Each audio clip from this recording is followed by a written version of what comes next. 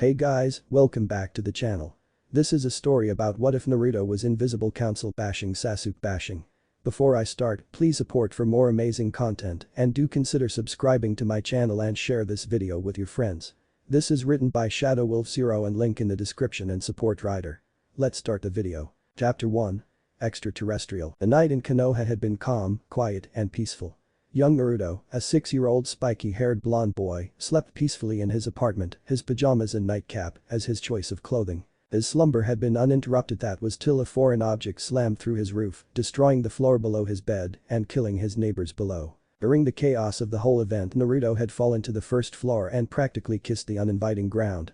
Groggily looking around, Naruto couldn't believe the destruction surrounding him as his bedroom no longer existed and the debris from his room mostly covering the current room he was in. Too dazed to truly be aware of his surrounding, Naruto did not see the black slime crawling out of a crater and continuing towards him. The parasite, no, the symbiote, it could no longer be called such a thing as it had made the decision to help its host instead of slowly feeding off them, only to throw them away for another. Odd how its noble belief had angered its race to the point that they had imprisoned it and sent it off in the hopes it would not spread its belief. The symbiote knew not what deity it should thank, as it could only be by the hand of some god that its prison had not only been thrown off course from the barren planet that was its original destination, but broken upon impact. The black life form didn't want to think of the hell it could have spent in for the next several millennia, if not for its new predicament. As happy as it was to be free, it was faced with a problem. It had already been some time since it had been attached to a host, and without one it would surely die. Unfortunately, the closest living being was the small child a few feet away, and experience had shown the symbiote that most kids were either too curious for their own good or easily scared. Right now it did not want to take any chances. So instead of rushing and scaring the child away, the symbiote chose to silently crawl towards the small boy and attach itself to him. When it had made contact, a thought of success and much more coursed through it as it began to sense the strong emotions inside of the kid. It hadn't long to delve on this new sensation as it had begun to sense several life forms converging on its and the kid's position. Hovering the pajama pants of its new host, it blended itself so to not be seen. Unaware of his new passenger, Naruto had begun trying to find a way out of the wreckage that surrounded him. Luckily several Anbu along with the Hokage had arrived and helped him out. The white-robed old man carefully studied Naruto. "Naruto, are you hurt anywhere? Do you remember anything?" he asked with genuine concern, lacing his old voice. The young blonde simply smiled. "Yeah, I'm okay, old man. What did happen?" Tension left his shoulders as the Hokage verified that Naruto was fine. "I'm not sure," stated the aged Kage. Naruto looked over the remains of his apartment. "I'm going to need a new place to live in." The Hokage chuckled. "Well, Naruto, that can be easily fixed. In the meantime you can stay with me till I find you another apartment." The young boy jumped for joy at the idea of living at the Hokage's house for a short time. Unknown to either individual, the symbiote was beginning a long and slow process of bonding with Naruto. 6 years later, Naruto laughed as he bounced off yet another wall as he ran from the several Konoha inns. Why was he being chased? Well, that had something to do with a few buckets of paints and a few statues. Naruto let loose another laugh at the thought of his prank. Some would think that Naruto had done it for attention, but no, he did it due to a bet he made and he planned to collect on it. "You'll never catch us alive," howled Naruto as he ran across the side of a yellow building. The odd way Naruto referred to himself as being more than one person didn't quirk anyone, as it had been a habit he'd picked up long ago. It had worried the Hokage at first, but after a while he simply accepted it as a strange tic. But unknown to all but Naruto, it was thanks to the symbiote that shared his body. After nearly a year of bonding with Naruto, the symbiote had decided to make its presence known to its host. At first it had provided Naruto with hints of its existence in order to not spook him before truly revealing itself. Naruto had taken the news better than most would and was actually excited about the idea of being bonded with the alien life form. He even welcomed the side effects that came along with it. Referring to himself as "we" and "us" had only been the beginning. Naruto had learned that he would no longer tolerate being treated less than any normal person would. A nasty temper and a smart mouth seemed to be the only bad side effects so far and were easy to ignore over the positive effects. The symbiote had gifted Naruto with a new sense of awareness and had given his body a whole new sense of balance and superiority. Now Naruto could flip through the air with such ease that some would wonder how he had gained his acrobatic skills, along with how he never seemed to trip or slip. Increased strength along with what Naruto claimed to be perfect chakra was an added bonus. It had been a simple task for the symbiote to give its host the chakra control he desired once it had learned enough about the new energy that was chakra. As cool as all these things were, Naruto's favorite ability was his symbiote's ability to transform into any clothing needed and even blend into his surroundings when used right. Speaking of clothes, Naruto had his symbiote take on the form of a full black wardrobe. Midnight black boots helped propel him forward, and loose leather pants gave off a small dark, blue, sheen off its black surface, and a tight turtle framed his body well enough as to allow his muscles to show, while a leather jacket matched his pants was worn unzipped. A pair of black gloves and a mask that covered his mouth was the last piece of clothing on him. There were only 2 places on his clothing that held any other color than black. The first spot was his mask where a set of razor-sharp teeth crisscrossed over his mouth, as if it had been painted there. And the second was a large white spider emblem that took up much of his chest and torso, as its large head and body had been centered on his torso, while its 8 legs curved under and around his armpits, only to copy the spider onto his back as well. Oddly enough, it had been one of his classmates that had given him his fondness to the spider symbol he wore. Flashback. 1 year ago, Naruto had been running late to class again. Instead of walking in, admitting he woke up late, and take a scolding from his teacher Iruka, he opted to sneak into the class. Crawling up the wall of the school on all 4, Naruto used his chakra control to climb towards a window quickly and silently. The quick look inside showed that Iruka was busy writing on the board, while his other sensei, Mizuki in the class, had their attention on him. Opening the window quickly, Naruto used the same skill crawling up the building to crawl along the wall and ceiling unnoticed. An empty seat next to his fellow classmate Shino was his destination. The poor Aburam nearly had a heart attack when Naruto had simply dropped down next to him and had visibly flinched. A few seconds was all it took for him to regain his composure. "I swear Naruto, you remind me far too much of one of my insect's most hated enemies," said Shino in his usual stoic voice. Naruto blinked a few times before giving Shino a questioning look. "Oh, and what would that be?" "Arachnids," was Shino's simple answer. "The quick huh?" was Naruto's reply. Shino let out a sigh before pointing to a corner in the room. "Spiders." Following the direction Shino pointed to, Naruto spotted a web in the corner of the room, and sure enough in the middle of the web was a large spider. "Why do we remind you of spiders?" Naruto asked, being sincerely curious. "You crawl along walls with all your limbs, and by the time anyone notices you it's too late," said Shino, a slight shudder running through his body. Naruto pondered on what Shino told him before a feral grin crossed his face. "Maybe you're right. Hey, seeing as you're the bug enthusiast, how about you tell us more about spiders?" Before Shino could answer, a chalkboard eraser bounced off Naruto's head, which led to Naruto turning towards his assailant, Iruka, and begin a heated argument on whether he was truly late or not. End of flashback. Having grown tired of his game of cat and mouse, Naruto decided to pick things up. Ricocheting off a nearby wall, Naruto let out a small thread of his symbiote from his glove to latch onto another wall and swing around to the other side of the building, an idea he had come up with when Shino had begun explaining the anatomy of a spider and their many abilities. The 2 Chunins following behind him had jumped around the corner, only to be greeted by Naruto's once again miraculous disappearance. As soon as the Chunins left, a small section of the side of a building began to shimmer before Naruto appeared as plain as day. "Hahaha, works every time," he stated proudly before making his way towards his class. The class buzzed with gossip thanks to the absence of both of their senseis. So much that few even realized that Naruto had opened a window and entered the class. It wasn't until Naruto landed harshly on a desk in front of Kiba in a squat that the whole class knew he was there. "We win our little bet, Kiba." Kiba for his part had only jumped a little while the dog on his head, Akamaru, gave an angry bark from being awakened. "Ah, as if you actually outran all of them, you're probably just getting back from the Hokage's office." Naruto used his eyes to give Kiba a threatening sneer, one that Kiba returned instantly. "The fact that neither Iruka nor Mizuki is here proves that they still haven't caught us." Once finished with his sentence, Naruto held out his hand, palm up. Kiba allowed a defiant look to stay on his face for a few seconds more before letting out a huff and slipping his hands into his pocket to retrieve a roll of money. Kiba slapped the money into Naruto's hand before sitting down while mumbling curses. Naruto didn't even bother counting it before heading to his preferred seat next to Shino. Kiba was loyal and honest to a fault. He may not have liked losing a bet, and he and Naruto had gotten into several fistfights over the role of alpha male, but that didn't mean he would cheat Naruto. Hinata gave Naruto a shy smile before looking away. Her crush had become rather frightening, but his confidence had still drawn her towards him. Her seat next to Shino was her way of trying to get to know him, but her shyness prevented her from talking to him. Instead, she had only been able to give him hopeful glances every now and then. "What have you done?" Shino accused Naruto as he took his seat. The teeth on Naruto's mask seemed to groan into a menacing smile. "Oh, nothing much, just redecorating the 4 cage faces." Hinata openly gasped while Shino slowly turned to Naruto. Shino's voice had been unusually loud and held the annoyance that few doubted Shino could feel. "You did what?" Before Naruto could reply, the classroom door burst open to reveal Iruka among several other Konohanins, all of which were leveling a collective glare towards Naruto. "Naruto, you're to come to the Hokage office now," said Blonde began snickering uncontrollably. "We guess we have no choice." An impatient Chunin gave a quick command before launching himself at Naruto. Get him. Naruto laughed as he simply jumped over the lone Chunin and then out the still open window. Once outside he made a beeline for the Hokage tower. Scrubbing off the paint he put on the 4 cage faces was Naruto's punishment. Thank God we had the foresight to use watercolors. Regular paint would have taken hours to remove. Iruka had been the one to watch over Naruto as he cleaned the faces. Naruto, why do you pull these pranks? You have the potential to be at the top of your class, in fact the only thing stopping you is your lazy attitude when it comes to studying. Naruto, who had just finished wiping off the last face, dropped his sponge into a bucket before giving Iruka a bored look. What good are those grades you write down in that booklet?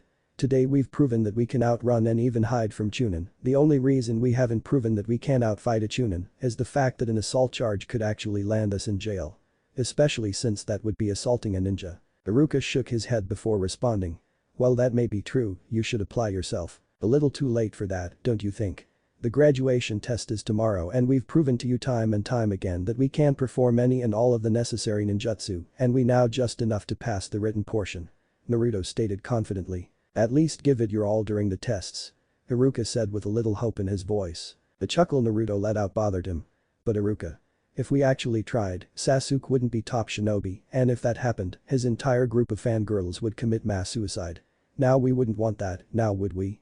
He said with much sarcasm. It was no secret to Iruka that Naruto despised Sasuke. It all started when Naruto and Sasuke had a spar together at school. Sasuke not only beat Naruto in one swift move but insulted him as well.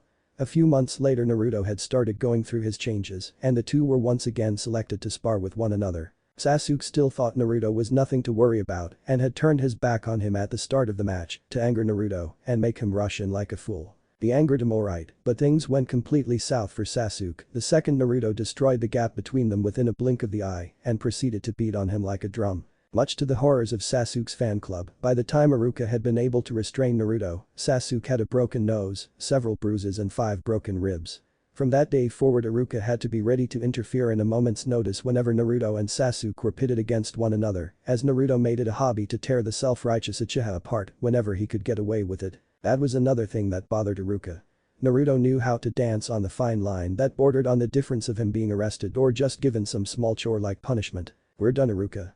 Stated Naruto before proceeding to climb down the mountain on all fours and head home. Iruka said a goodbye to Naruto before heading to his own home. A week later, as Naruto had promised, he passed the test easily, though he didn't give it his all as Iruka had hoped.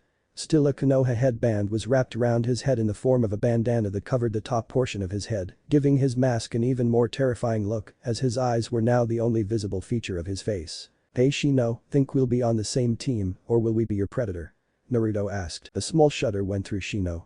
I don't know Naruto, although I'm in favor of being on your team. Said Shino, whispering the last part. Shino didn't know why, but he felt some kind of connection to Naruto, as if he were kin. Hinata, who was listening to the two, let out a small giggle as she heard Shino's whisper. The classroom door opened and Iruka entered the class alone, causing many of the students to give questioning looks. Alright class, as you know this will be our last day together, so quiet down. One student raised a hand and Iruka nodded to him. Iruka-sensei, where's Mizuki-sensei? A disappointed look on Iruka's face wasn't missed by Naruto and a few others. Something came up and Mizuki couldn't be here. If there aren't any more questions, I'd like to start the day off by telling you how proud I am of you. And Naruto had stopped paying attention after that as he was sure he knew that Iruka was going to tell them what was expected of them and how they were being given an honor and blah blah blah. After his speech, Iruka pulled out a piece of paper and began informing the students of which team they would be a part of. Once again Naruto didn't pay much attention till he heard his name. Naruto Uzumaki, Sakura Haruno, and Iruka's face paled slightly before stating the last part. Sasuke Uchiha will be Team 7. Looking up towards Naruto, Iruka couldn't help but sweat when Naruto's mask looked as if it were smiling and Naruto let out a bone-chilling laughter. Oh, this is going to be lots of fun. Chapter 2. 1 foot in the door. 10 minutes after Iruka had finished explaining who was in what team, Naruto decided to find out what happened concerning his other sensei. It wasn't hard to see that Iruka didn't want to tell everyone what had happened, but Naruto was curious. Getting up from his seat and walking towards Iruka, Naruto briefly saw the disappointed look on Hinata's face. Maybe she doesn't like one of her teammates, or she didn't get put on the team along with someone she wanted. Iruka took notice of Naruto's presence. Now Naruto, I know you're not happy about your team, but Uonu-sensei. We are rather happy about our team. Naruto spoke in a near sing-song fashion. Iruka couldn't help but feel bad for Sasuke, but then again Naruto would be watched by a jonin. We are just curious about Mizuki. What happened? Naruto asked. Look Naruto, I don't really want to tell. On second thought I guess I can tell you, just not right now. How about you come by tomorrow after you and your team gets associated? Naruto narrowed his eyes at how Iruka said associated, he could just smell a hidden meaning behind it. Satisfied with Iruka's promise, Naruto began heading back to his seat just in time for the Jonin instructors to arrive and begin collecting their teams. It wasn't long before the only remaining people in the class were Naruto, Iruka, Sakura and Sasuke. Iruka, who had just finished collecting his things, headed for the door to leave before sending Team 7 an apologetic look. I guess your Jonin instructor is running late, again. Just wait here, I'm sure he'll get here, eventually. Said Iruka before leaving them alone. Naruto shook his head as he was now alone with the two people he hated most. Sakura wasn't as much hated as she was disliked. Naruto had liked her at first thanks to the bright color of her hair, but just as the symbiote got rid of Naruto's goofy attitude, so too did his crush disappeared. Sakura's infatuation with Sasuke did make him dislike her. Now Sasuke on the other hand was a different story. Hate was the right word for what Naruto felt towards him. Sasuke had everything Naruto could want but didn't care as he ignored the people that cared and respected him so he could stay in his world of self-pity and loathing. Despite this he still acted as if he was above everyone and insulted all those who didn't agree with him. Sasuke, how about after we meet our new sensei, you and I go out to dinner? Sakura asked in hope of accomplishing what all other girls had failed to do. Naruto rolled his eyes as he predicted what would happen next and even mouthed the reply. No. Oh come on Sasuke, it will be fun. Sakura stated, undismayed by Sasuke's blatant dismissal. Sasuke didn't even give a response. Things went like this for another 2 hours before Naruto lost his patience. Getting up and heading towards the door, he planned on kicking down the door. He stopped when he thought of the consequences of doing such a thing. The fine for destruction of property, a scolding from Iruka, and in the end he'd solve nothing as the person he was angry at could probably care less about the wooden door. So instead, he lightly slammed the door open, lightly in the fact that the door only cracked instead of shattering, before leaving. Sakura and Sasuke stared at the exit for a few seconds as they both thought along the same lines. Freak, loser. The Hokage was bored beyond what he thought was possible as he was once again signing papers. Tap tap tap tap. Some would wonder how such a sound could seem like wonderful music to the Hokage, but it was. The sound was Naruto using his index finger to tap onto the window behind the old cage. Hiruzen gave a small signal to Naruto giving him the go-ahead to come him. Using his hand to stick to the window, Naruto lifted it open just enough for him to slip in. Oh how he loved his chakra control and his many uses for it. There wasn't so much as a crack on the window and thanks to his gloves, a print neither. Naruto, what brings you here? The Hokage asked. Naruto let out a chuckle. Oh nothing much, just bored. Hiruzen let out a chuckle. Ah I see, how do you like your team? Ha! Was Naruto's response. How many laws have we been accused of breaking concerning the Uchiha? The Hokage couldn't help but shake his head as he reached into his desk and brought out a stack of papers nearly 30 pages in total. 5 charges of attempted murder, 10 charges of assault, 9 charges of battery, with 3 charges being both assault and battery at the same time. Naruto smiled as if remembering fond memories. Yeah we thought as much. Oddly enough Sasuke wasn't the one to press charges against us. You're just lucky that he didn't press charges or you would be in serious trouble Naruto. Stated the Hokage. Naruto simply shook his head. Luck had nothing to do with it. If Sasuke did press charges he would have to admit that we were strong enough to commit such crimes. One of the invisible Anbu snickered in the corner of the room, ruining his sense of invisibility. Hiruzen sent a raised eyebrow towards his Anbu, silencing him. Though he had to admit that using someone's pride to get away with beating the shit out of him was indeed funny. That may be so Naruto, but now that you are a ninja you can't go around doing such things anymore. If I were to be shown one of these, the Hokage said as he picked up one of the many papers, then I would have no choice but to give you the appropriate punishment. Naruto let a huff. Fine, we guess. Would we be able to beat him within an inch of his life in spars? No, and besides it's still not determined whether Team 7 is official. Naruto's reply was instant. What do you mean our team may not be official yet? Naruto's words caused Hiruzen to blink at him a few times. Didn't Kakashi tell you? Boo. The Hokage placed his fingers onto his temples and began rubbing. Your Jonin instructor never came, did he? Naruto shook his head. The Hokage let out a deep sigh before mumbling. I told him about you and he still decided to arrive late. Once his little rant to himself was over, Hiruzen gave Naruto his attention again. Naruto, I need you to go and find one of your teammates and ask them what Kakashi has told them. Alright, we guess. Naruto said before leaving, exiting through the very window he entered through. Guess we'll go find Sakura, at least she won't piss us off too badly. After Naruto left, Hiruzen looked over to the same corner that was occupied by the snickering Anbu. Let me haddock. Apparently I need to remind him that orders are orders. All good humor left the Anbu as he let go of his illusion and gave a quick bow before disappearing. Naruto opened his bathroom door, entering as he planned to start a bath.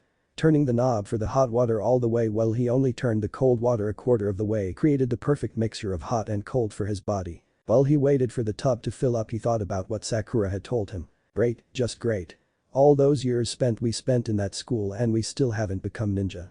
And what was that about 66%, something about that just doesn't sit right with us. Seeing as the tube had filled up enough for Naruto to enjoy himself, he gave the command for his symbiote to withdraw into him, leaving him naked except for the headband on his head, which he simply threw onto the counter before settling into the water. No point in us worrying over tomorrow. We'll just have to take things one step at a time, thought Naruto before scrubbing himself down with a soaked rag. The next day, just as Sakura told him to, Naruto arrived at training ground 7 at around 8. Near the 3 erect training posts sat Sakura and Sasuke, both of whom looked miserable thanks to a mixture of hunger and lack of sleep. Naruto simply shook his head before leaping onto a nearby tree branch. He had tried to give her fair warning that not eating was a mistake and that their new sensei's threat was ill-founded, as if they did work so hard that they could puke, that they would whether there was substance in their stomach or none. The only difference food would make is the difference between a dry heave and a hurl. We give him 30 more minutes before we have a nice chat with the Hokage, said Naruto as he began mentally counting the minutes away. The two on the ground didn't say anything, but were in full agreement with him doing so. The 30 minutes had quickly come and gone, and just as Naruto was getting ready to leave, Kakashi appeared in the middle of the training ground via leaf body flicker. Alright, that was far too convenient, Naruto thought. Kakashi wore the standard Jonin uniform which consisted of dark blue shirt and pants with a green Jonin vest zipped up over it. His headband was worn in a fashion that covered one of his eyes and probably assisted his gray hair in its gravity-defying stance. Before we begin the test I would like for everyone to say a little about themselves seeing as we couldn't do so yesterday thanks to a missing teammate, said Kakashi while looking at Naruto. Sakura looked confused. Like what, sensei? Likes, dislikes, hobbies, and goals of the such, Kakashi stated in a bored tone. Oh, how about you go first, sensei? Sakura asked. 30 seconds later Sakura was annoyed while Naruto and Sasuke could have cared less about the lazy nin and his evasive answers. Kakashi pointed towards Naruto. Alright, how about we start off with you? Naruto chuckled. What's the point? You already know about us, as I'm sure the Hokage told you many things about us and these two have been our classmates for several years. True, but I'm sure that there are things that me and them don't know about you, was Kakashi's reply. Yes, and if we haven't told them as classmates then why would we want to tell them now? Naruto said. Kakashi let out a sigh. As a team we should attempt to form a bond between one another and the best way to start is by getting to know one another. But it's not definite that we are a team yet. His hand slapping his own forehead was all Kakashi could do in response. Dear God, I can't wait to fail this team. Fine, we'll do the test first, said Kakashi as he pulled out 2 bells and began explaining the rules of the test. After explaining the rules Kakashi rung the proverbial starting bell and all 3 genin wannabes leapt into the trees. Well, at least they're hiding well. I can still sense Sakura and Sasuke, but where is Naruto? Kakashi asked himself. That's what the Hokage said about Naruto's ability to completely hide his presence is true. It had been 20 minutes into the test and nothing had happened. Sakura was getting antsy as she was waiting for a chance to help Sasuke. Her only concern was that Naruto would get a hold of one of the 2 bells, leaving her alone as she doubted that Sasuke would be unable to attain his own bell. Suddenly a hand covered her mouth and pulled her back. She'd have screamed if not for the obvious futility. Naruto then turned her towards him and put a finger to his lips. SSSHHHHHH. We want to tell you something. Will you be quiet and listen to us? Sakura disliked Naruto and would probably tell anyone else to go screw themselves, but at the same time she feared him even more. So instead of providing resistance, she simply nodded her head dumbly. Before speaking Naruto decided to remove his hand from Sakura's mouth. Only 2 of us can pass this test and to be truthful we don't like this team all that much. So here is what we propose. We will remove ourselves from this test so that you and Sasuke can team up together without worry that we will jump in and take a bell. Sasuke is over there in one of the trees, we advise you to inform him of our decision. Sakura nodded her head fast before a smile crossed her face and she left to find Sasuke. Just as Naruto promised, he left and began heading towards the academy. He had questions and Iruka had promised him answers. It didn't take long for Sakura to find Sasuke as Naruto had been right about his location. Sasuke for his part had sensed Sakura coming and had sent her an angry glare. What are you doing here? You've most likely alerted Kakashi to our location. Sakura looked down in disappointment before reminding herself as to why she was there to begin with. Wait, I have to tell you something. It can wait till after the test, now go. said Sasuke, cutting her off. Sakura shook her head. No, it concerns the test.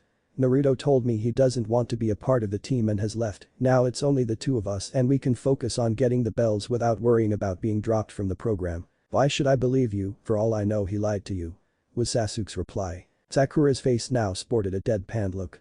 Sasuke, this is Naruto we're talking about. He doesn't lie. If he says he going to do something he typically does it. Sasuke shook his head at this. She was right about that, Naruto didn't lie about what he planned to do. Sasuke knew that all too well, though he loathed the very thought of admitting it. A thought crossed his mind at the moment and an angry growl escaped his throat. Damn it. I've been waiting for him to attack Kakashi all this time for nothing. As much as Sasuke hated to, he turned to Sakura. When I go to attack Kakashi, can you give me some support? Sasuke knew better to try and attack Kakashi without some support or at the very least a distraction, something he was hoping Naruto would have provided. Sakura nearly squealed from the question given to her. Of course. But that said, the two prepared to confront Kakashi. Kakashi flipped yet another page of his orange book. He had been surprised by how patient the three had been. Normally there was at least one genin would charge in head first, he or she thinking that they could actually take Kakashi. 20 more minutes and he had begun to wonder if they had any intention of trying to pass the test at all. Two shurikens flew towards him and he simply tilted his head as the projectiles passed by. Well, it's about time something happened, said Kakashi as he looked towards his yet-to-be students. Naruto used his favorite window to get into the classroom. Iruka saw this and shook his head. You're never going to use the door, are you? Naruto laughed at Iruka's expression. That's not true, sensei, just yesterday we used the door to leave class. Well, that explains the cracks, Iruka mumbled. Naruto walked over to the first row desks and sat down. So Iruka, what happened to Mizuki? Iruka let out a sigh. Mizuki had been caught trying to steal the forbidden scroll of jutsus from the Hokage's office and leave the village. Naruto scratched his head. So he tried to go traitorous. You mentioned that we deserved to know. Why is that? Iruka walked over to the door and ensured that it was locked before approaching Naruto and joining him on the desk. When Mizuki was interrogated, he tried to name you as his accomplice. The growl reverberated through Naruto's throat and his eyes narrowed. We take it that they didn't believe him, seeing as we're not behind bars. Iruka nodded. Inoichi Yamanaka delved into Mizuki's mind and discovered that it was a lie. Though he discovered that Mizuki had thought about tricking you into stealing it for him. But you had become too self-reliant and Mizuki figured that you wouldn't fall for his trick and decided to steal it himself. Why would he pick us? Naruto asked. Iruka's face darkened. I don't know. Despite Iruka's lie, Naruto understood instantly why thanks to the look on his face. Mizuki had been hoping to prey on the feelings of a Jinchuriki. It was wise that Mizuki didn't try to trick him as he would have come to a disturbing surprise, one that would make his imprisonment seem small. Naruto knew about his status, or to be more correct his previous status. Flashback. It had been nearly a year since the symbiote had inhabited Naruto and it had come to a shocking discovery. It wasn't alone. For some time it had decided to study its neighbor. With enough time the symbiote learned enough to categorize its neighbor and discovered it was some kind of large fox. Why something like this inhabited Naruto, the symbiote didn't know, but it would find out if the fox could prove useful or at the very least find out if it was harmful. Months went by and the symbiote discovered many things about the fox, both good and bad. If its host could ever learn how to wield the power of the fox, then they would be nearly invincible, but that was highly unlikely as the fox wasn't like the symbiote. The fox had no intentions of helping Naruto and would kill him if ever given the chance. Luckily the seal on Naruto's abdomen prevented the fox from doing so and ultimately made the fox harmless. In the end, the symbiote decided that the fox had to go. It came to this decision not because it viewed the fox as a threat or hindrance to Naruto, but because it felt that the fox was nothing but a waste of space. As long as Naruto had the symbiote, why would he need the fox, especially when the fox would rebel against Naruto at every given chance? Instead of having a battle of the wills inside of Naruto's mind, the symbiote decided to simply crush the fox at the source. Ironic how the all-powerful fox was unable to even defend itself so long as it was sealed in Naruto, while the symbiote was capable of so much more while in Naruto. The fox did attempt to fight back, but ultimately failed as the symbiote took no form and simply smothered the soul that emitted the mental image of the fox till death took hold of it. Flashback end. It's a good thing that Mizuki didn't go through with his plan to use us, cause we would have ripped his skull and spine from his body, Naruto stated. Iruka shuddered as he knew full well that Naruto would do so. Let's put this behind us, Naruto, what's done is done. So how are things going with your team? Naruto let out a chuckle. Not sure, we left Sakura and Sasuke to complete the test. Iruka had to ask himself if he heard Naruto right. Yeah, Naruto had done many unbelievable things, but never something like this. And Naruto? Why did you do such a thing? Iruka yelled. Because Kakashi attempted to pit us against each other. Naruto simply stated as if it was such an easy concept. Iruka gave Naruto a questioning look. What do you mean? He gave us a test that required us to get 2 bells from him. The person that didn't get a bell would be dropped from the ninja program. So we decided to remove ourselves so that the others could pass without worrying about our interference. Iruka nodded at this line of thought, though he knew it was bullshit that Naruto would be removed from the program, he decided to ask his question. So what about you? You just going to give up on being a ninja? A hearty laugh came out of Naruto's mouth. No. I know there's no way the old man would prevent me from becoming a ninja just because of a silly test like this. Naruto paused before continuing. Especially with my status as a Jinchuriki. He lied. Iruka's eyes widened. So you know. Naruto nodded his head. For a while now. Jumping off the desk he was sitting on and making his way towards the window, Naruto stopped only to look at Iruka for a brief second. Our chat has been fun, Iruka, maybe we'll be seeing you soon. Iruka sent a sad smile towards Naruto, though he was hopeful that Naruto wouldn't be attending the academy for another year. After leaving the academy, Naruto decided to get a bite to eat before heading home. He was simply jumping from roof to roof, minding his own business as he made his way through the village when 3 kunai embedded themselves in his path. Sensing a presence a few feet behind him, Naruto turned his head to find Kakashi glaring at him with his lone eye. So tell me, Naruto, what made you think that leaving in the middle of the test was a good idea? Naruto simply shrugged his shoulder in an I don't care fashion. It was for the good of the team. Kakashi looked like he didn't believe Naruto, at least that was the emotion his lone eye revealed. Well, just so you know, your absence has caused your team to fail. I hope you're happy with a civilian life. Said Kakashi. Ha, as if you would simply track me down to tell me this, you lazy bastard. Don't try to rile us up just because we refuse to play your game, Naruto said before jumping off the side of the roof and disappearing from Kakashi's sight. Naruto was right, Kakashi had come for more. He had hoped that if he confronted Naruto, he could get a response from Naruto that would help him figure him out, but Naruto was unfazed from Kakashi's words and had simply laughed them off. Looking at the time, Kakashi decided that he better head to the Hokage Tower and give his verdict on Team 7. The Hokage's office was filled with several jonin, as each one began giving their verdict on whether their team passed or failed. This went on till there were only 3 teams left and 2 of the jonins of the team approached the Hokage's desk. He made us pass their test and are prepared to be administrated into service. Said woman that could be described as a supermodel. Her long black hair was filled with waves and curls. Red eyes filled with respect gazed at the old man, and her choice of clothes was a battle dress composed of several bandages that had been sewn together in a spiraling pattern that stopped mid-thigh and only had one red long sleeve. Same goes for Team 9. Said the second jonin, who wore a similar jonin outfit that Kakashi wore. A lit cigarette bobbed up and down from his mouth as he talked. His other defining feature was his tanned skin, spiky hair and beard that made him look like a younger Hiruzen Sarutobi. Now only one of the teams was remaining and its jonin had yet, not truly surprising all who knew of his habit. The Hokage was just about to signal for an anbu when Kakashi appeared in a swirl of leaves. Sorry for being late, I had to deal. And Kakashi, what is your verdict? The Hokage interrupted. Kakashi's reply was instant. Team 7 failed. Kakashi, before your decision is final, I would like to inform you that I watched over your test and the actions your students took. Please explain in detail why you feel that your team failed. The Hokage asked. A slight widening of Kakashi's eye was the only indication that Kakashi was surprised. I gave my usual test of teamwork and being able to see past lies. Naruto left in the middle of the test, leaving his teammates to fend for themselves. Many of the jonins began murmuring to one another about Naruto's action, while others didn't seem all that surprised, especially when one considered that Sasuke was his teammate. The Hokage gave a few seconds for the jonins to quiet down before raising his hand for silence. Kakashi, are you basing your decision on Naruto's action alone? Because as I saw, both Sasuke and Sakura had fulfilled the part of working as a team. The Hokage stated. Kakashi thought for a second before responding. No. While Sakura and Sasuke did work together, they didn't do so until Naruto left. While they showed that they are capable of working together, they also showed that they are incapable of working with Naruto. The Hokage nodded. As that may be, they can learn too. I'm going to be honest with you, Kakashi. Whether you fail Team 7 or not, Naruto will still go on to be a Konoha ninja. The room once again filled with murmurs as they couldn't believe what their Hokage had said. Kakashi was the first to recover from his shock and decided to ask the question everyone was wondering. Why would Naruto still be a genin if Team 7 has failed? There is a reason I put Naruto into Team 7 and not because of his grades. I wanted to test Naruto and he passed. Naruto hates Sasuke, this is no secret. He could have chosen to sabotage Sasuke and ensure that he couldn't become a genin.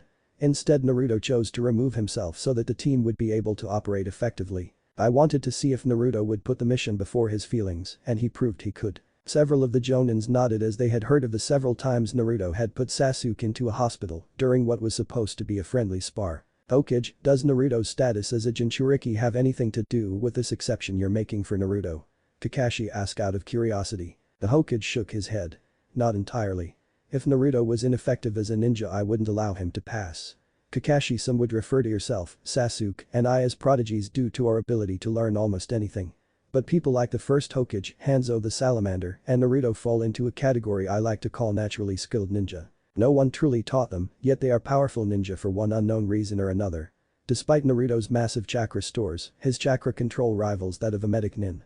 On top of that, his natural athleticism has been the bane of most of my Anbu, and neither I nor Kurenai have been able to find a single Jinjutsu that he couldn't break out of in a matter of seconds. Many of the Jonins look towards the Jinjutsu mistress only to receive a nod in affirmation. Naruto is too gifted to simply live a civilian life, and I won't let his talent go to waste when he wants to pursue a career as a ninja. So I'll ask you again. What is your verdict for Team 7? Kakashi closed his lone eye as he thought over all he had been told. Sir, you do realize that if I did pass my students that they wouldn't work together? Hiruzen shook his head. The question isn't whether Naruto will work with Sasuke and Sakura, he proved that he could set aside his feelings today. The real question is if Sasuke and Sakura will work with Naruto. Kakashi let out a sigh as he agreed that was the situation.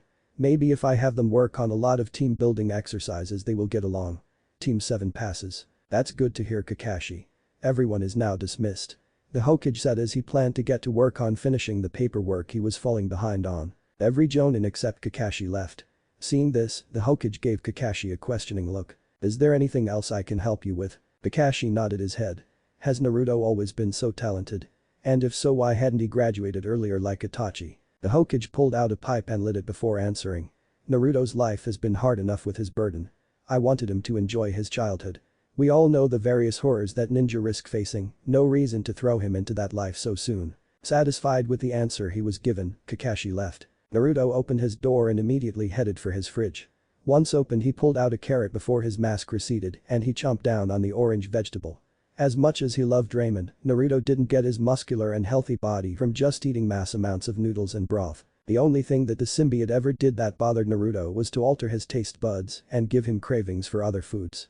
When the symbiote saw that Naruto wasn't getting enough of one protein or vitamin, then it would give Naruto a craving for something that held what he lacked. One time Naruto found himself drawn to the Yamanaka's flower shop by some scent that him made unconsciously lick his lips and ended up buying a dozen flowers he never had of only to go home and eat the petals. A knock at his door alerted Naruto to a possible visitor. Or someone too dumb for their own good. Silently making his way to the door, Naruto ignored the second set of knocks as he wanted to ensure that the person on the other side of the door couldn't detect him. It wouldn't be the first time someone had tried to attack him at home, as his new attitude had garnered much negative attention. His door didn't have a peephole, so instead he sent small thread of his symbiote to squeeze in between the keyhole of his door while he readied his fist to punch through the door and knock out the possible fool. Without leaving the shadow of the keyhole, the symbiote saw everything that existed on the other side of the door. Once his symbiote confirmed that the person was an Anbu, Naruto retracted his threat of symbiote and have it reaffix his mask before opening the door. Sorry for the wait, we were busy. Naruto said. The Anbu gave a nod.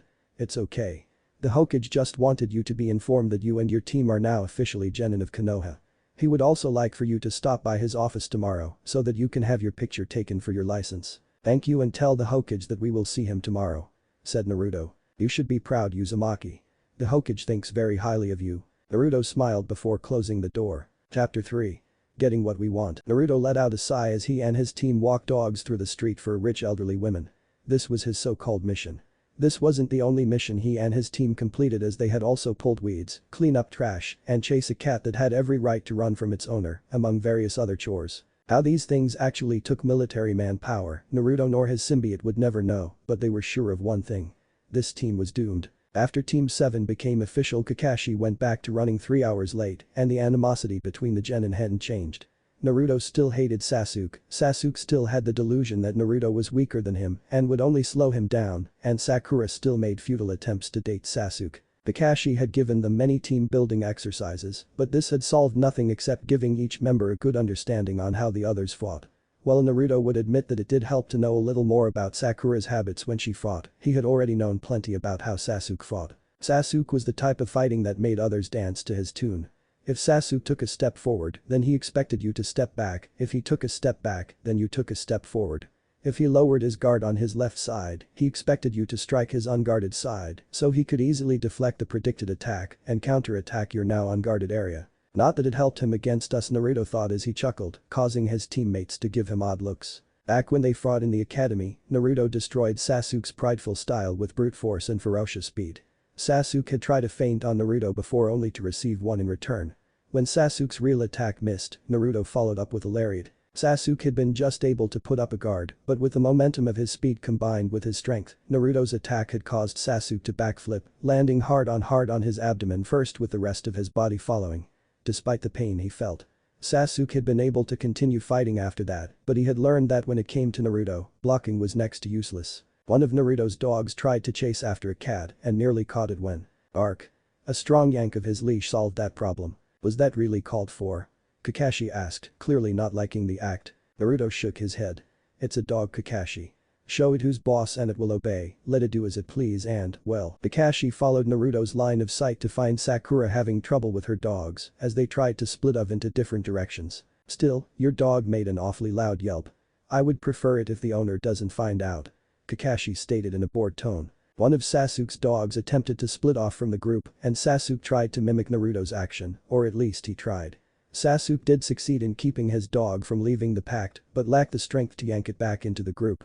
Instead his dog stood on his hind legs as its body weight leaned forward while it let out a troubled breathe thanks to the collar digging into its throat. Naruto didn't miss the look of anger on Sasuke's face and didn't even bother hiding his awareness as he let out a laugh. Students, please don't manhandle the client's dogs. Kakashi said in a bored yet ordering manner. Sasuke simply grunted in response and Naruto ignored Kakashi as he slowed his pace in order for him to fall back with Sakura. With one hand he took hold of her leashes and with the other, gave her the leashes to his now obedient dogs. Sakura nodded as they traded off dogs. Thanks, Naruto. She said as Naruto began getting the dogs under control, much to the dismay of Kakashi, as several yelps could be heard. Over the last few weeks, Sakura discovered that Naruto wasn't such a bad guy, as he would offer her help whenever she needed and usually didn't act like an ass if she didn't do something to upset him first. She still thought that he could be scary and didn't approve when he bad-mouthed Sasuke or worse. Despite seeing Naruto in a new color, Sakura still saw Sasuke as a diamond compared to all other boys their age. There had been several times that she had tried to defend Sasuke by implying that Naruto was just jealous of Sasuke or trying to act cool. Something that Naruto just laughed off, which had slowly caused Sakura to decrease the number of rants she made. Turning one last corner and walking an additional block, the three genin and their sensei stopped in front of a gated yard that surrounded a luxurious two-story house. Walking through the gate, each genin unclipped their leashes from each dog's collar before dropping off the leashes and heading back to the Hokage tower. Naruto along with his fellow genin and sensei stood in front of the Hokage's desk giving their reports. As if walking dogs requires a report, Naruto thought. And preparing to get another mission chore. Well, Kakashi, it seems your team has done well to finish their previous mission. Any chance they are up for another D-rank mission today? For a second the Hokage and Kakashi looked towards Naruto, both wondering if he would object to yet another D-rank mission. Naruto for his part was thinking about doing such a thing.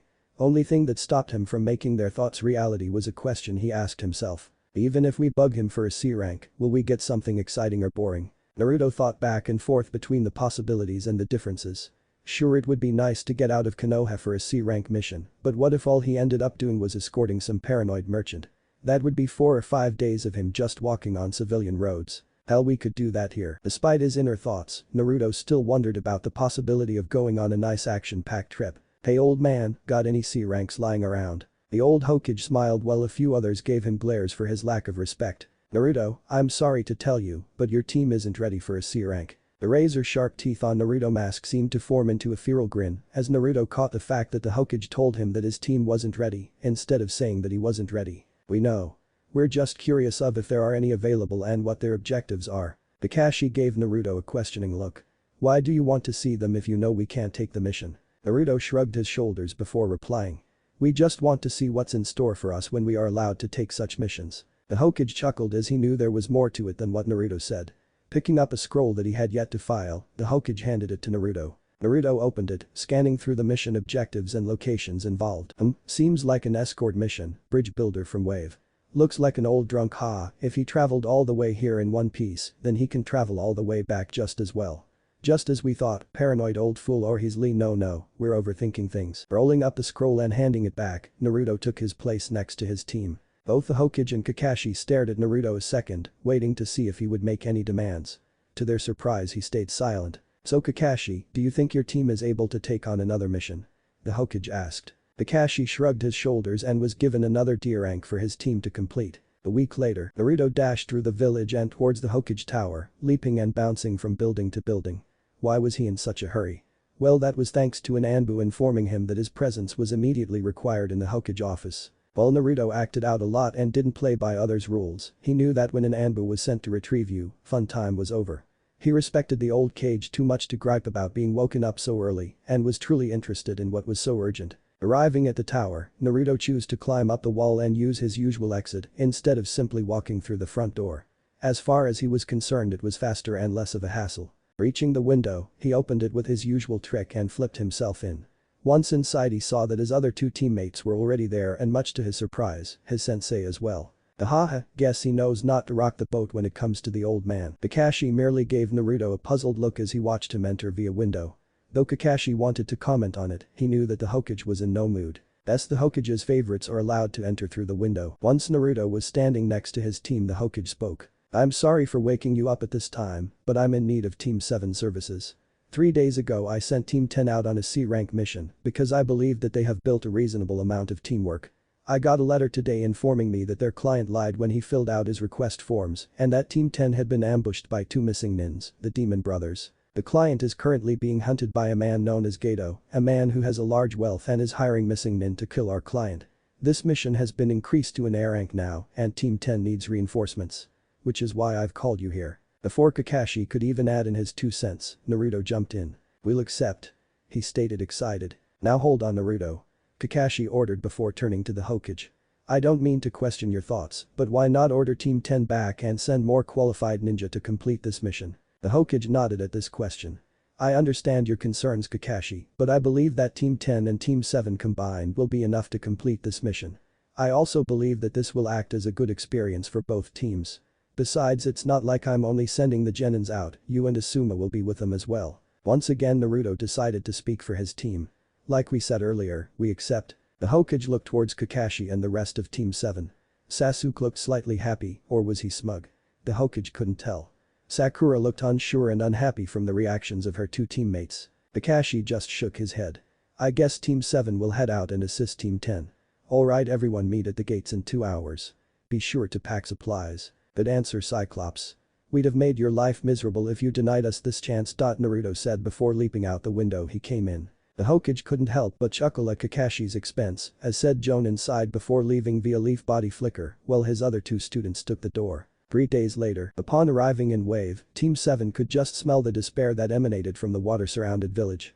But for Naruto none of this mattered, as he was bothered by the fact that the mission he discarded turned out to be the adventure he wanted. Making their way through town, it didn't take them long to arrive at the client's house. Once there they met their client, Tazuna.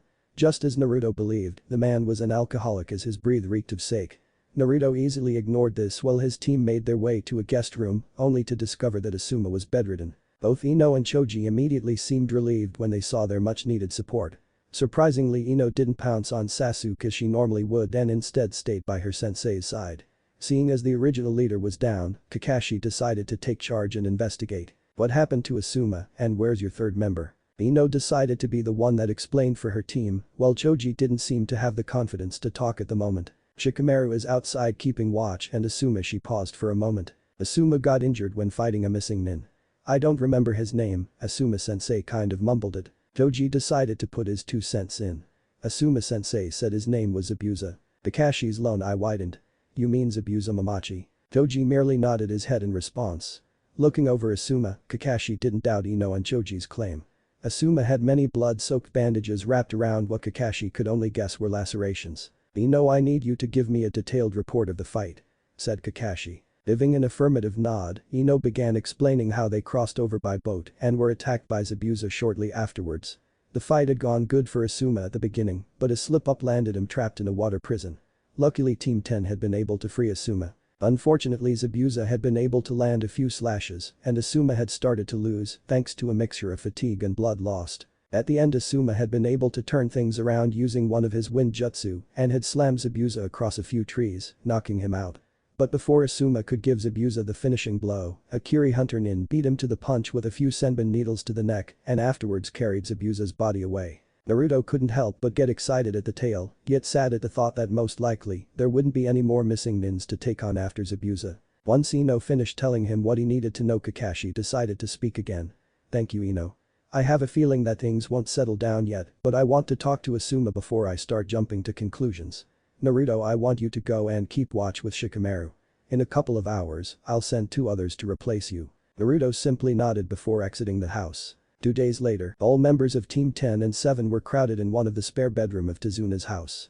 Asuma had just woken up and Kakashi was confirming what he already thought. "So you also believe that Hunter Nin was just Zabuza's partner?"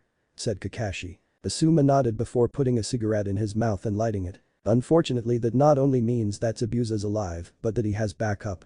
An unknown." Naruto, who was using his chakra to stick his feet against the wall while leaning his back against it as well in some strange form of sitting, couldn't help but smile. "We may have our chance yet." Toji chewed on chips as he responded. "Munch munch, I don't see what the problem is. Munch munch, now that Kakashi is here, munch, there are 2 jonins here.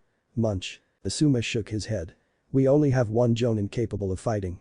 I'm not sure if my wounds will heal before Zabuza reappears. And we don't know how strong this unknown partner is. For all we know, he could be as powerful as Zabuza." Ino was the first to ask the well-known question.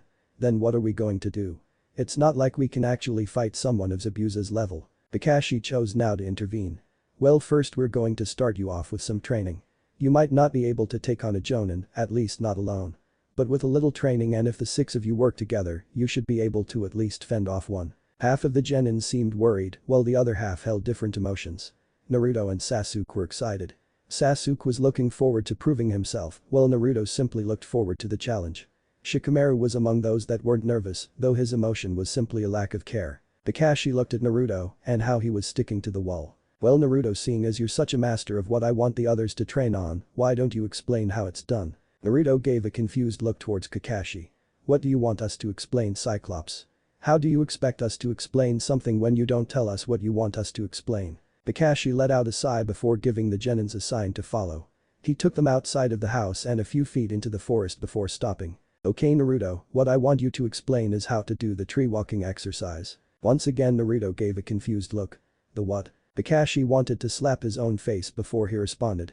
"The way you cling to surfaces, that is typically known as chakra clinging, or thanks to the fact that most start off by climbing up trees, the tree climbing exercise." "Ooh," was Naruto's response, while he laughed internally. He understood full well what Kakashi was asking him earlier, but Kakashi seemed to have a liking towards being cryptic. Naruto enjoyed frustrating the jonin by acting naive, thus forcing the jonin to explain in detail what he was telling or asking them. Walking towards the tree, Naruto easily walked up the tree at a slow pace. "In order for you to cling to surfaces you need to focus a certain amount of chakra to your feet to ensure you stick.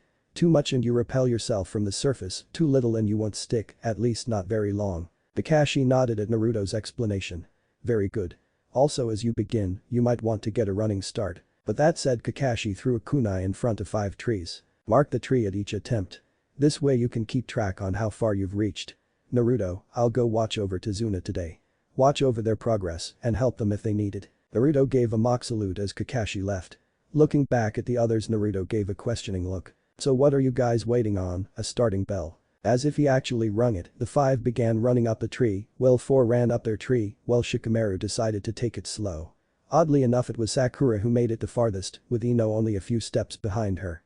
Choji and Sasuke had gone up a tenth of their tree before having to jump off due to lack of control. While Shikamaru had yet to leap off his tree, he was going at a snail's pace. "Looks like Shikamaru's got the right mindset," Naruto whispered to himself. Redirecting his attention to the 2 girls, Naruto saw that they had yet to retry. "Sakura, Ino, what are you doing sitting around? We've already proven we have great chakra control, we don't have to do this training," said Sakura with Ino giving a supporting yeah. Naruto shook his head at this. "Keep repeating the exercise. It'll be good for you." Ino looked unconvinced. "How many times do we have to do it? Over and over and over again till we say stop?" Sasuke, who was trying to focus on climbing his tree, decided to put in his 2 cents. "And what are you going to do while we're doing this, idiot?" Naruto's chuckle caused Sakura to freeze as she feared the worst for Sasuke.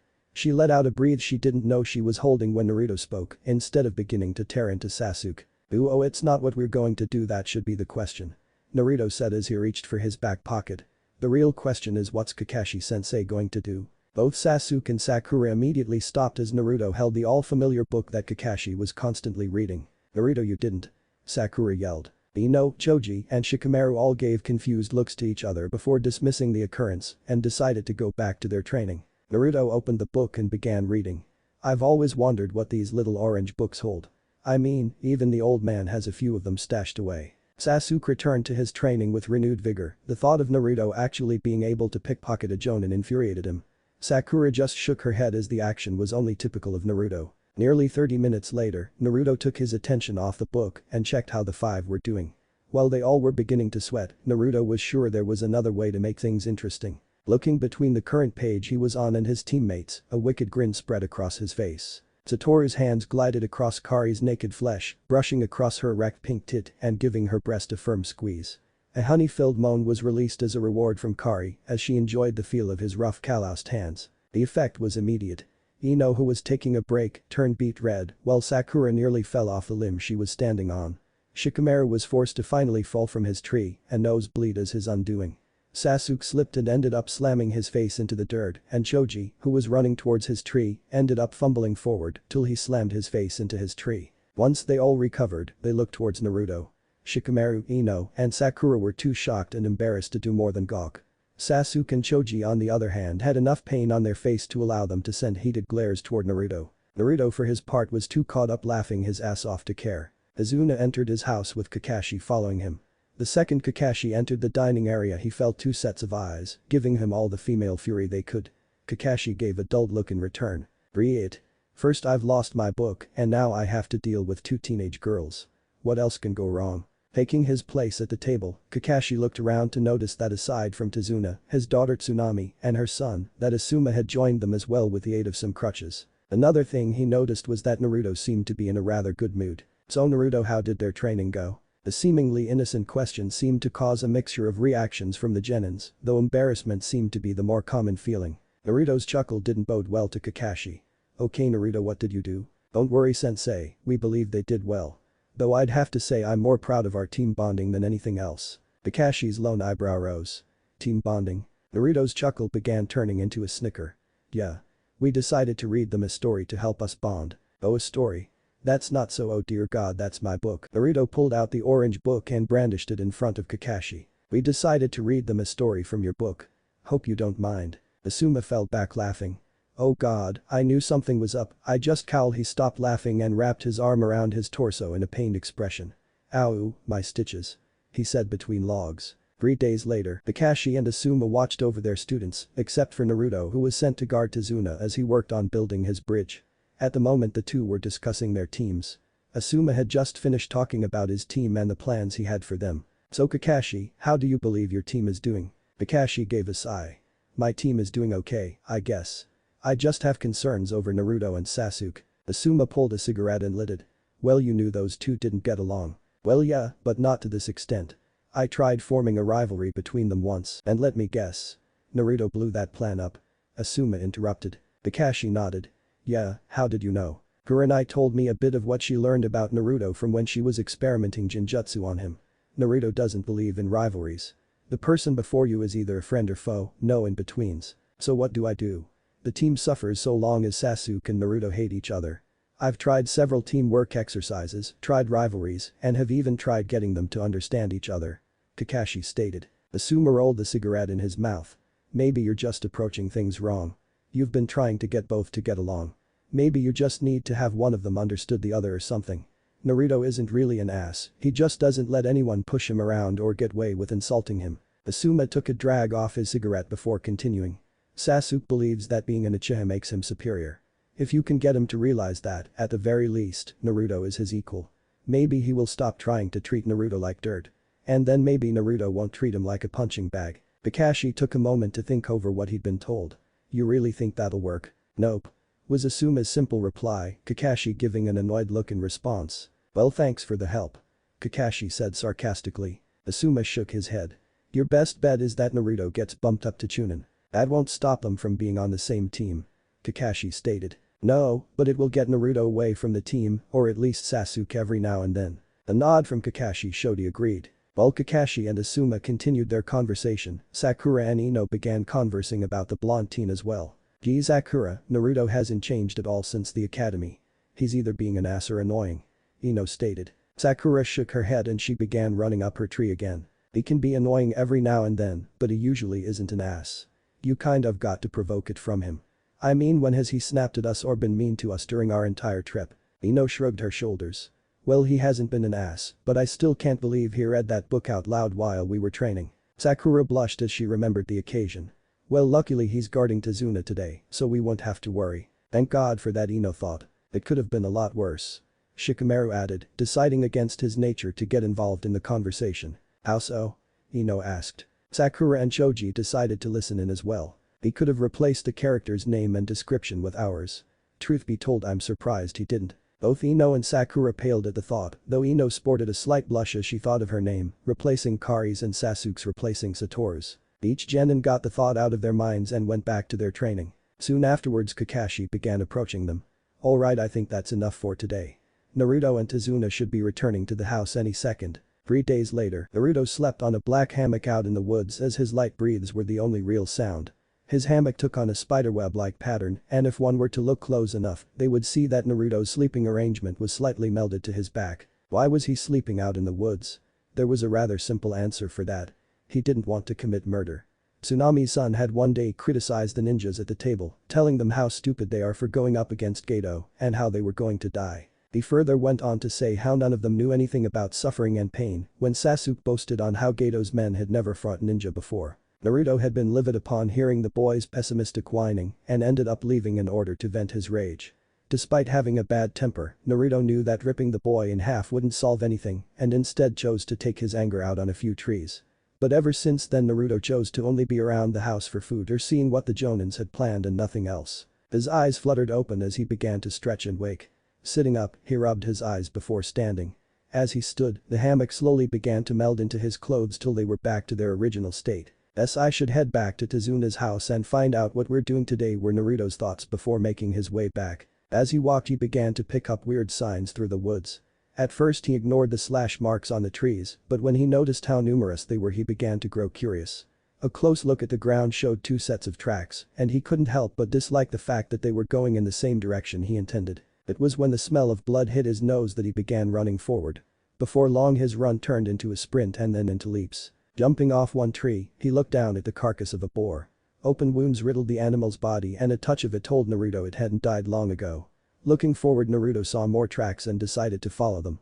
Just because he found one source of blood didn't mean he wouldn't find another. And if he could help it, he would prevent the spilling of innocent blood. Asuma Sarutobi had heard the ruckus downstairs almost immediately. The sudden rise of his body caused pain to shot through him and remind him of his condition. Despite that he tried to get up and make his way downstairs. Making his way around the hall, he began to hear voices as whoever was invading the house felt confident that they would succeed in whatever they were doing.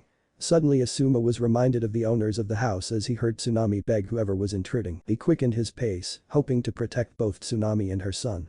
Unfortunately his haste had caused him to trip. The sound he made alerted the 2 goons, and Asuma cursed as he heard one of them making their way towards him. Maybe this is for the best, Asuma thought as he grabbed one of his trench knives. He prepared himself as the footsteps got louder and readied his hand to strike. His opportunity never came as the 2 intruders turned their attention to something else. A fight broke out between a newcomer and thugs. Whoever the person was, he took out the 2 brutally but quick. The sounds of hard powerful hits echoed towards Asuma, and the obvious sound of a neck snapping was the last he heard before silence filled the house. It almost seemed that the fight was over as quick as it started, and Asuma decided to make his way to the living room. Once there he saw 2 dead bodies near the center while Tsunami and her son were huddled in a corner. What happened? Asuma asked. After giving her son an assuring whisper she turned to Asuma. Those guys came, hired thugs of Geto. And Naruto killed them. Asuma thanked her before going over and checking the 2 corpses. Just as he thought, one of them had been killed via broken neck. But the other had died from internal bleeding. Further study revealed an already showing bruise over the man's temple and a sideways footprint sunk into the man's chest. If Asuma had to guess, he'd say that Naruto had punched the man over the head to stun him before kicking the man's chest in, crushing his ribcage, while simultaneously causing the new broken bones to rip and tear the flesh around them. A little brutal for a ninja, but efficient none the least. Azuna's unfinished bridge was covered in a thick fog and the sound of fighting could be heard. Sakura stood in front of Tazuna as his only guard while the rest of her team and partners fought. Zabuza, who was wearing a sleeveless blue shirt along with urban camo pants, fought with a giant sword that stood nearly as tall as himself against Kakashi. The masked Konohinin had raised his headband to reveal a healthy mature Sharingan eye. While Kakashi and Zabuza fought, Team 10 stood outside of an ice dome. The trio watched as Sasuke tried to fight Zabuza's partner, only to be pelted by Senbon. Entering the dome was suicide, while nothing they did on the outside seemed to harm the dome. It was this scene that Naruto arrived to as he flipped over the railing of the bridge. The three standing on the outside jumped back and only let go of their tension when they recognized Naruto. "What's going on here?" Naruto asked. Shikamaru decided to speak for his group. "Troublesome blonde. Sasuke got himself trapped in there. We've tried to help him, but there doesn't seem to be anything we can do. Breaking this ice seems near impossible, and the enemy is too fast for us to do anything." Naruto looked inside the dome just in time to see a flurry of blurs rush from one mirror to the next, while Sasuke received a few more senbon into his skin, a fact that caused Ino to gasp. Walking over to the ice dome, Naruto punched one of the many ice mirrors that acted as its wall. "Yeah, things solid as they come," Naruto said as he pulled his hand back only to reveal a few small cracks repairing themselves. "If we can get Sasuke out of there, can you get him medical attention?" Naruto asked. Shikamaru shrugged his shoulders. "We can at least pull the needles out, but how are you going to?" After Naruto heard what he needed to, he jumped in between two of the mirrors. The emergence of the new presence shocked the enemy Nin and Sasuke. This shock was all Naruto needed in order to land next to Sasuke and throw him unceremoniously out of the ice dome in one fluid motion. "That was very noble of you. But now you're trapped in here." Naruto looked at the enemy Nin, or at least one of the many reflections of him. His enemy wore his black hair in a white bun, except for two bangs that framed his face, and wore a brown turtleneck under a short green kimono with white trimming, tied off with a greenish-brown obi. The pair of loose pants that matched the color of his turtleneck, along with a pair of sandals, made up the lower portion of his body. The only other features that Naruto took note of was the green fingernail polish and the hunter Nin mask his enemy wore. Noble? Anything we do concerning Sasuke can't be considered noble. To him, us saving his life is nothing but a spit on his face. As far as being trapped is concerned, we don't believe in such a thing." Naruto didn't see the raised eyebrow on his enemy's face. It's how we refer to ourselves. Now how should we refer to you?" The enemy Nin stayed silent for a moment before replying. "Call me Haku. And how should I refer to you all?" Naruto chuckled at how Haku asked his question. "We're Naruto." As soon as that was said, Naruto jumped to the side and immediately flipped forward. Senbon embedded the ground where Naruto once was as he flipped from one spot to the next. Team 10 watched Naruto as he used his acrobatic skills to dodge the projectiles. They couldn't help but be amazed by the sight. Ino, who was pulling the senbon from Sasuke's body, nearly froze in her work from the sight. Sasuke only glared as once again he gave witness to being outdone by the blonde. Suddenly the barrage of needles stopped and Naruto stood in the center. "Impressive, you're certainly quick on your feet.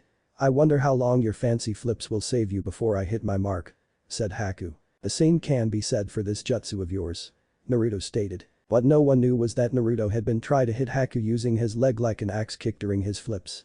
Unfortunately he had yet to land a hit. Once again blurs filled the dome and hails of senbon rained down forcing Naruto to stay moving. Naruto's fighter instincts kicked in and he began to notice certain things that people outside of the dome might not take notice of. Like how despite the constant rain of senbon only a handful was thrown at a time. Or how Haku's blurred movements never crossed the center of the dome and instead went from one mirror to the diagonally closest. The thought hit Naruto as he continued studying his opponent. He's not as fast as everyone thinks he is. He only appears that way with how fast he's moving between mirrors. Another thing Naruto began to notice was the slight bits of water dripping down the mirrors.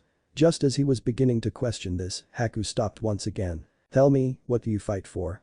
Haku asked. "Why give us these breaks?" Naruto thought an odd question. "I guess we fight for what we believe is right." "Why do you fight?" Haku shook his head. "You're in the wrong business then. As for your question, I fight for the one person who has given my life meaning." Naruto could care less about Haku's reason to fight. His question was merely a means to buy time. That's it. These breaks and small conversations he starts with us are merely to buy time. But for what? Naruto thought. His mind went back to the small drops of water forming on the ice mirrors and he looked at them now only to see frost upon the mirrors. His mind began filling in the spots and soon after he finally understood Haku's jutsu. Haku leapt from his mirror once again and Naruto went on the move once more, except at a slower pace. He wanted his opponent to think he was beginning to slow down, and allowing a few senbon to pierce him was an added bonus to aid in his deceit. Naruto used his lesser speed to allow him to monitor Haku's movements more closely and waited for the perfect time to strike. A blur clearer than usual of Haku came into his vision, and Naruto didn't waste any time in throwing his fist forward while unleashing a small tendril of his symbiote. Haku had been struck by the sticky substance and in turn retaliated with a handful of senbon. Naruto didn't even attempt to dodge them and instead used Haku's momentum against him and swung his tendril sideways, guiding Haku straight into the ground. Before Haku could even react, he felt himself sent airborne towards Naruto thanks to the still connected tendril and set back towards the ground from a strong right hook.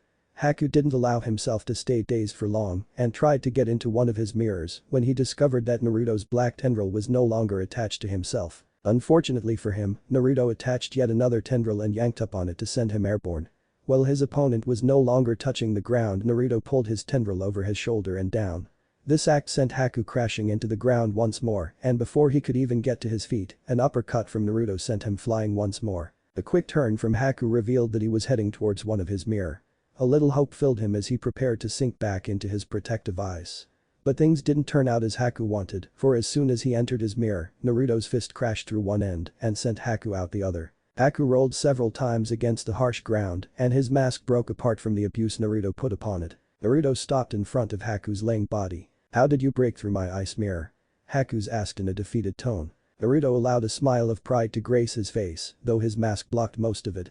"You have to be inside your mirrors in order to pump chakra into them, so they are sustained. It was the reason you would take breaks in between volleys. You would talk to us in order to distract us from the water that was formed from your ice melting. After discovering this, it was rather easy to find out that your jutsu would weaken if you had been forced away from them long enough." Just as Naruto finished talking, Haku's other ice mirrors broke apart and fell to the ground and melted. "I see," Haku said. "Then I've become a useless tool." Naruto used both of his hands to grab Haku's collar and pulled him up so that they were looking each other in the eyes. "Tool? What do you mean?" Naruto questioned. Haku didn't seem bothered by Naruto's action. "I am Zabuza's tool, for he gave me purpose. And a tool that does not serve its purpose becomes useless." Naruto's look told Haku that he still didn't understand. So he decided to tell Naruto his tale. Haku told Naruto how he defended himself from his father and how the results turned him into his father's murderer. How Zabuza found him a year or so later when he was homeless and how the man took him in and gave him a purpose. Naruto stood and allowed Haku to tell his tale, listening to every detail and so forth. He understood how it felt to be feared for something you have no control of. The feeling of being alone and having to fend for yourself. Had the symbiote not bonded to him, Naruto couldn't help but realize that Haku's life could have been his own. Some powerful ninja, finding him and deciding to manipulate him for his or her own agenda. It would have been far too easy. Despite all this, Naruto understood another fact. That he and Haku were enemies at the moment and no amount of pity would change that. But it did change how Naruto would handle the situation. "You've had a tough life, we can sympathize with you. We can't just let you go, but we won't kill you." With that said, Naruto reared his head back and slammed it onto Haku's. The impact caused Haku's eyes to roll back into his head, successfully knocking him out. Afterwards, Naruto wrapped a tendril of his symbiote around Haku multiple times until he was sure he couldn't break out of it. As a finishing touch, he sent 2 more pieces of his symbiote to splatter around Haku's hands to ensure he couldn't cast a jutsu. So long as Naruto kept contact with the bindings, they wouldn't disintegrate. It was at this time that the fog lifted and revealed a victorious Kakashi standing over a dead Zabuza.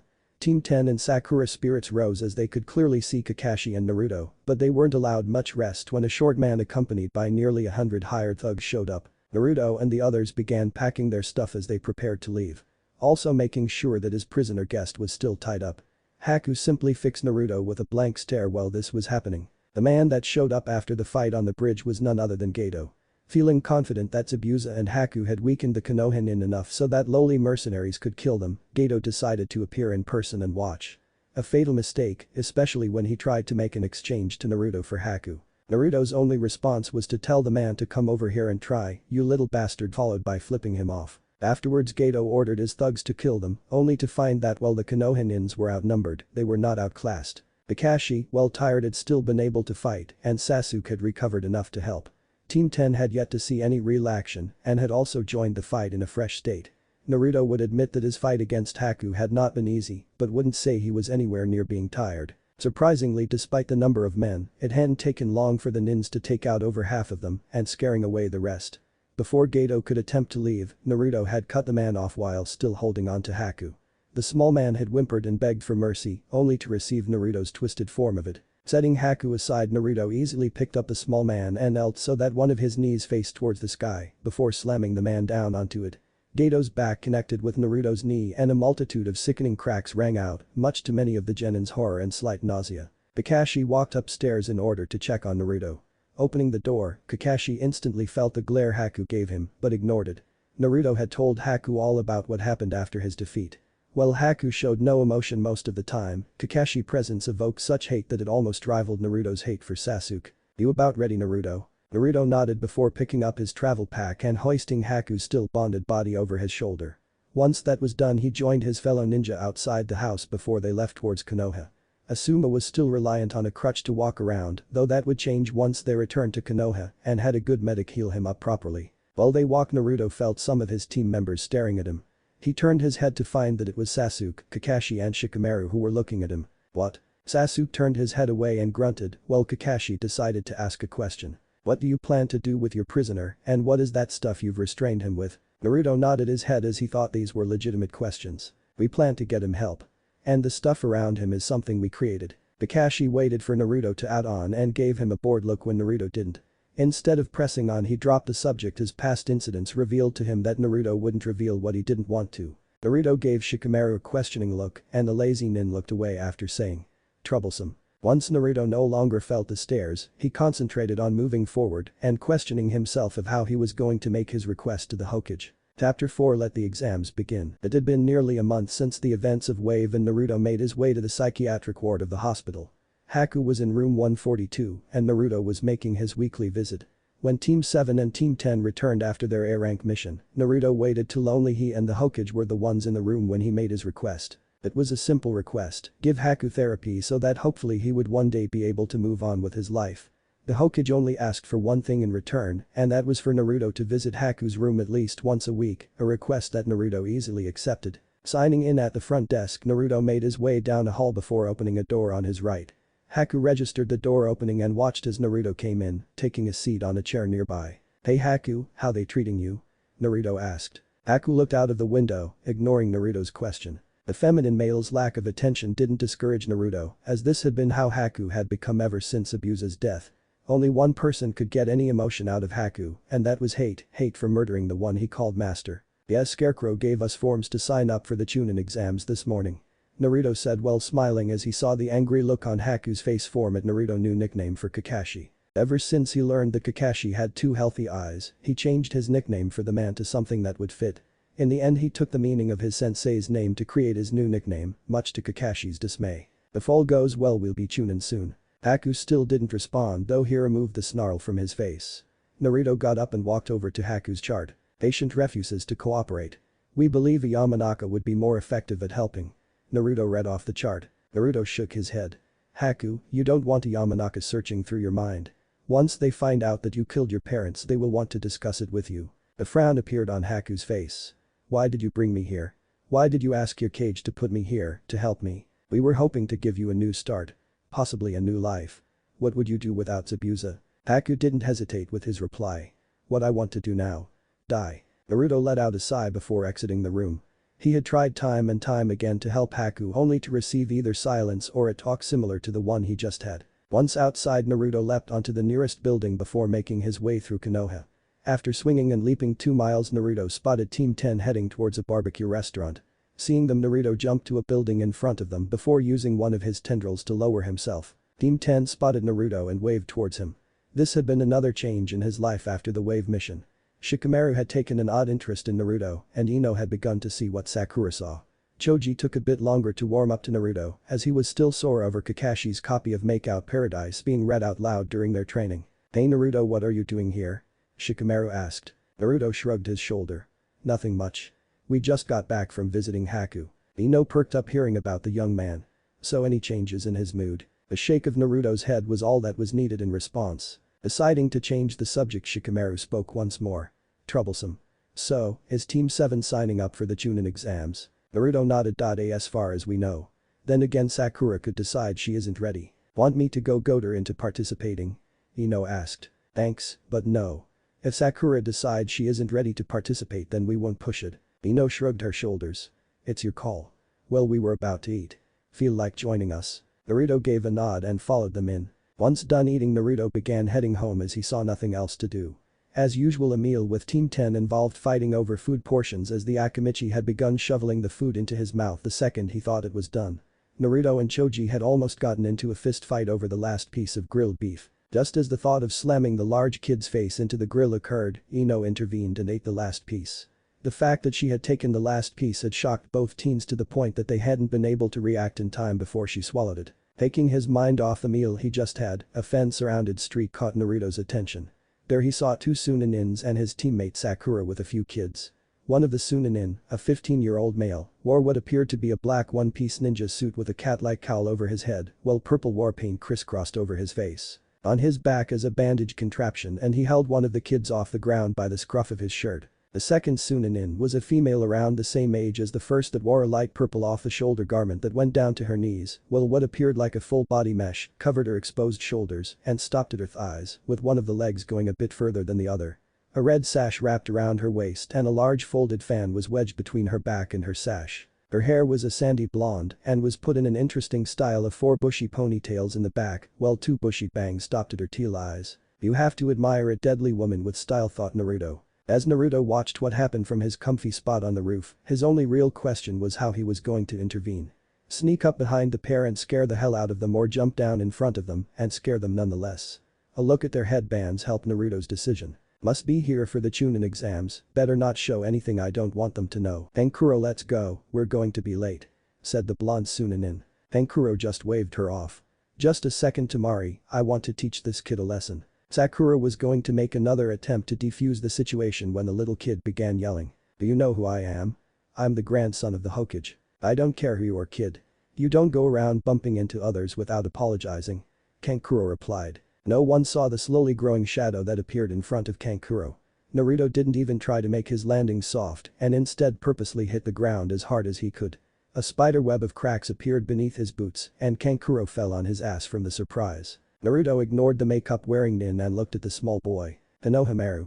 What have we told you about abusing your status as the Hokage's grandson? The now free boy began cowering.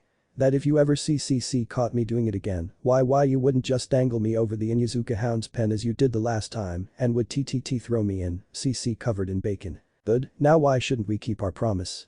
Naruto asked. At this point Kankuro had gotten back on his feet and pointed at Naruto. Hey asshole, what's the big deal? Naruto turned his attention on Kankuro. Shut it, makeup boy, we'll deal with you in a sec. Kankuro gave a growl as he prepared to reach for the bandage contraption on his back, only for a rock to smash into his knuckle. Without look, Naruto pointed a bolt up first towards one of the trees and shot a ball of his symbiote from the back of his hand. All eyes turned towards the tree Naruto pointed at, only to find Sasuke on one of its limbs, struggling to get the black goop off of his mouth. Sasuke, the men are talking right now. Please don't butt in again. Naruto said, followed by some laughter. Sasuke for his part simply glared at Naruto, unable to shout his rage with the black substance covering his mouth, while Sakura attempted to scold Naruto. Naruto, why did you do that? Sasuke was only trying to help. Yeah, help his ego. If he hadn't decided to act cool we could have seen what makeup boy had hidden away there, thought Naruto. A new presence appeared in the tree Sasuke was in and only Naruto seemed to sense him. Sasuke, get out of that tree now. Despite his ego, Sasuke obeyed and jumped over to where Sakura was. Everyone gave Naruto a weird look while he simply glared at the tree. His glare suddenly shifted from the tree to the spot behind Temari and Kankuro, where a cloud of sand dispersed to reveal a short red-headed teen. Following his gaze, both Chunin seemed to freeze in fear. Gaara, said Temari. Gaara carried a large gourd on his back and wore a full bodysuit like Kankuro's except short-sleeved and brown. A large leather strap that held the gourd up wrapped around his body diagonally, while white cloth wrapped around the other side of his body, intersecting with the leather strap. His green eyes had raccoon-like rings around them, and the symbol for love seemed to have been tattooed in red ink on the left side of his forehead. Naruto didn't let his guard down one bit and was ready to defend himself and his team at a second's notice. He might not have been the Nine-Tails Jinchuriki anymore, but his symbiote had spent enough time studying the tailed beast to recognize the foul chakra of it and its fellow demons. Naruto and Gaara stood and stared at each other for a good 2 minutes before Gaara turned to Kankuro. "You're pathetic, Kankuro." Before turning around and walking away, Gaara looked towards the Konoha Inn. "I'm sorry for my brother's stupidity. Temari, Kankuro, we're leaving." Then Kuro began sputtering in response. But Gaara. Then Kuro, shut up or I'll kill you. This had succeeded in quieting the makeup-wearing boy, and Gaara turned to the Konoha group once more as if forgetting something. Pointing towards Naruto, Gaara asked a simple question. What's your name? We are Naruto. And we will be seeing you soon. He said, making sure to put emphasis on we. A manic grin appeared on Gaara's face. We? Haha, yes, we will be seeing each other soon. But that the Chuninins walked off and disappeared from sight. Sakura looked towards Naruto confused. She had never seen him this hostile except for Sasuke, and even then he never showed this level of seriousness. Naruto reached over to Sasuke and ripped off a small piece of symbiote before leaving. Sasuke had managed to hide the pain that was caused from the symbiote being ripped off so abruptly and was wondering the same thing Sakura was wondering. What got Naruto so concerned? The next day, Sasuke floated in the air for a few seconds before gravity seemed to return to normal and he plummeted to the wooden floor.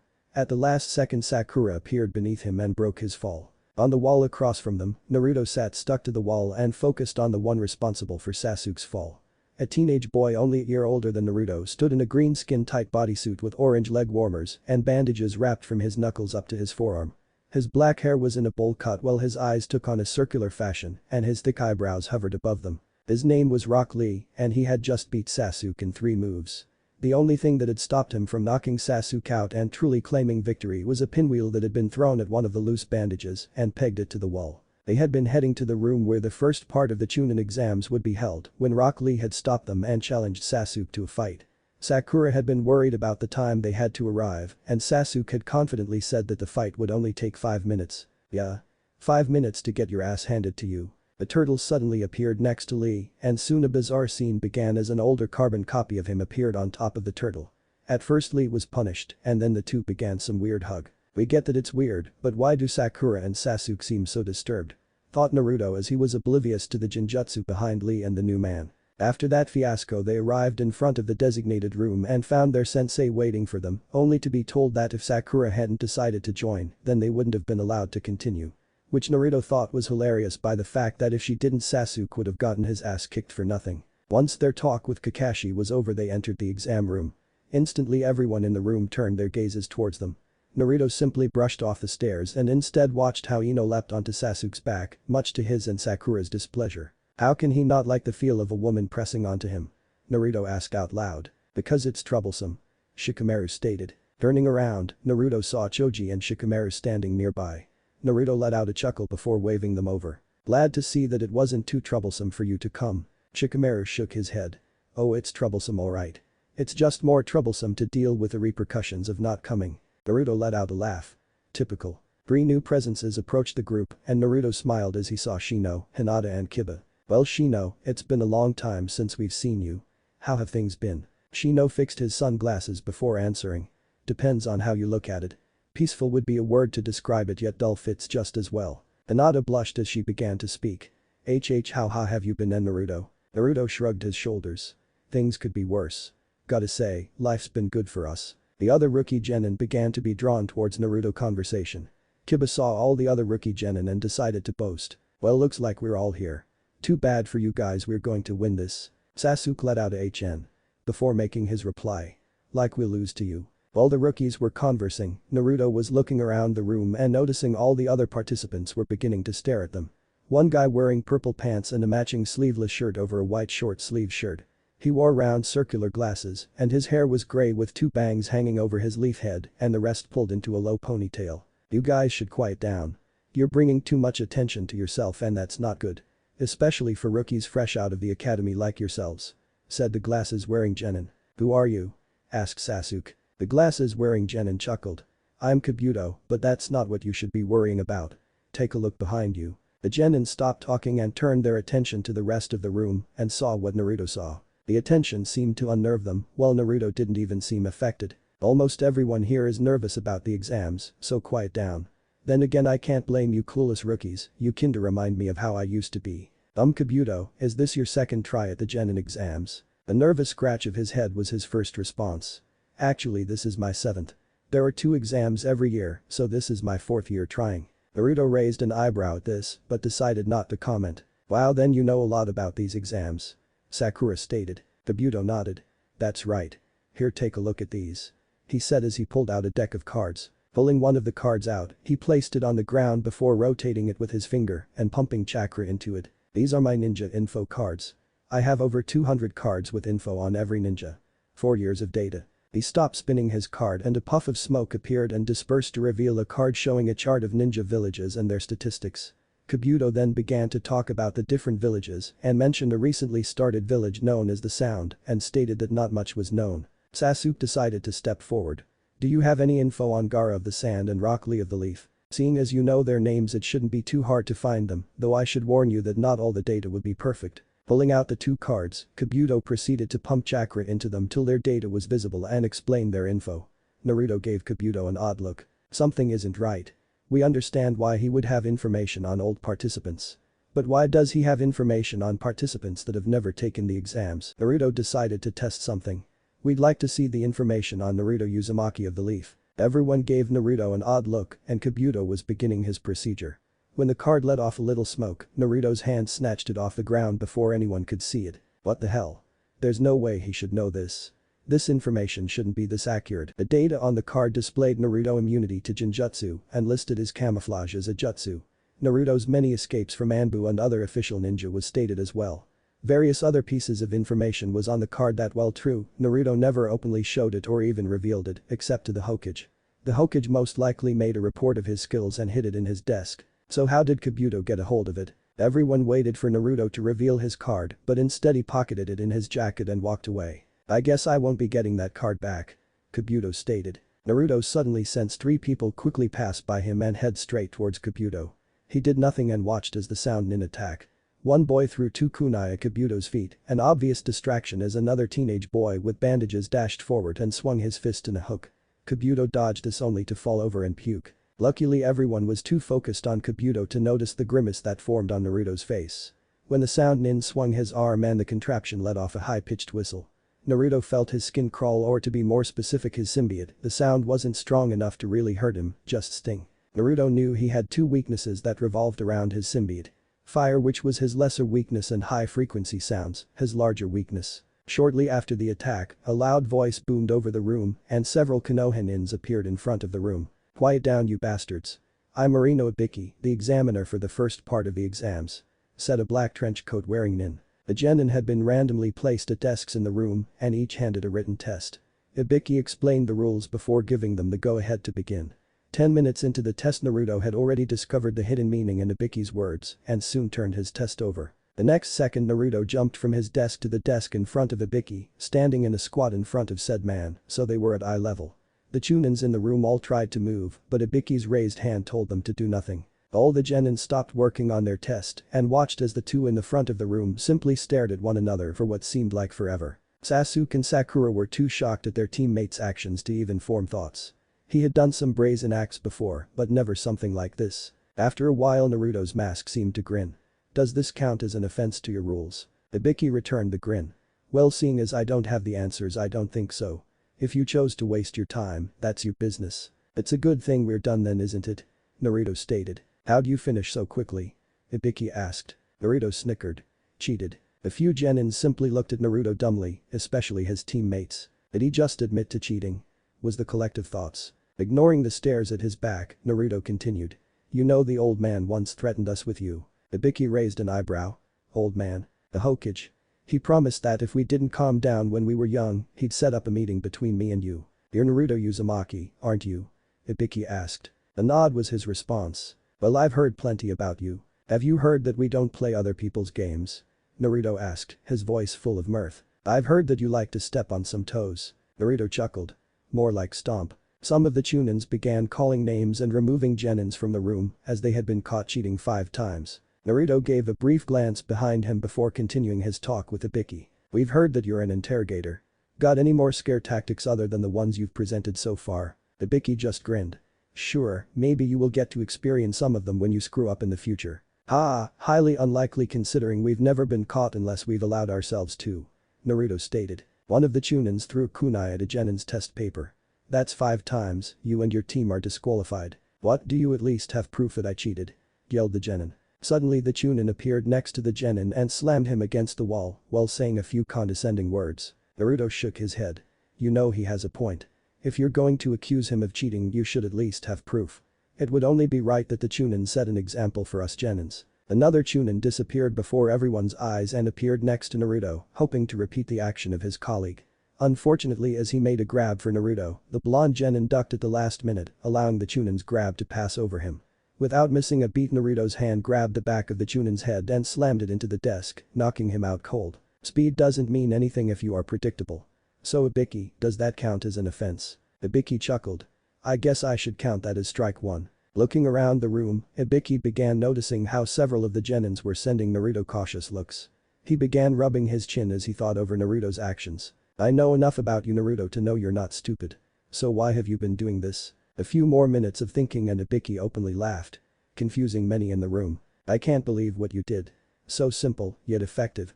You've managed to shift the fear I've created here onto yourself. It's not like you won't see the other participants in the later parts of this exams. By staring me down and challenging my authority, you've shown that you have the guts to take on stronger, older opponents. I bet you even backed up that genin's protest in order to get one of the Chunins to attack you. Checking the clock, Ibiki realized that it was 45 minutes into the test. Alright, it's time to answer the last question. But before that, we need to determine whether or not you'll take it. Tamari stood up and asked the question everyone was wondering. What happens if we don't take it? Then your points will be reduced to 0 and you will be removed from the exams. Then of course we'll take it. An evil grin appeared on Ibiki's face hearing this. But if you take the test and get it wrong, then you will never be allowed to take the Chunin exams again and will forever be a genin. There were several protests from random genin. You lot got unlucky to have me as an examiner. Accepting their fates, some genin began leaving. Naruto simply let out a laugh. Ibiki turned his attention from the genin still in their seat to Naruto, who was still on his desk. What's so funny? We'll wait for a few more to leave before telling you. More teams began to leave, and Ibiki kept glancing at Naruto, waiting for him to spill it. It was only after 26 teams remained Naruto decided to talk. I highly doubt any cage throughout the lands would follow your rule, Ibiki. Several genins' eyes widened in realization.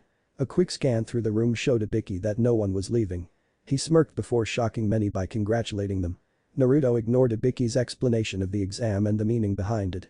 Being told what he already knew was boring and pointless. A sudden whizzing sound caught his ears, and Naruto leapt up and stuck himself to the ceiling in time to dodge a large black projectile that shot through the window. The projectile unrolled into a large banner, and kunais flew out to stab the corners in place. Naruto didn't pay attention to what was written on the banner and instead focused on the woman standing before it. The back of her medium purple hair was tied in a wild high ponytail, and her eyes were light brown. The tan trench coat failed at hiding her slender curves and her modest bust, especially when the only thing hiding them from view was a short-sleeved body mesh similar to Tamari's and a short rust-orange miniskirt. The feral grin and seductive look in her eyes told Naruto she knew full well what her outfit did to the male population. A few other accessories was present on her body, such as gray shin guards on her legs, a blue belt wrapped around her skirt, and a peculiar necklace hung from her neck. It looked like a fang of some sort was the necklace's weight, yet Naruto couldn't tell what kind. The fanged necklace brought Naruto's focus back to her bust, and he couldn't help but openly comment. What of you?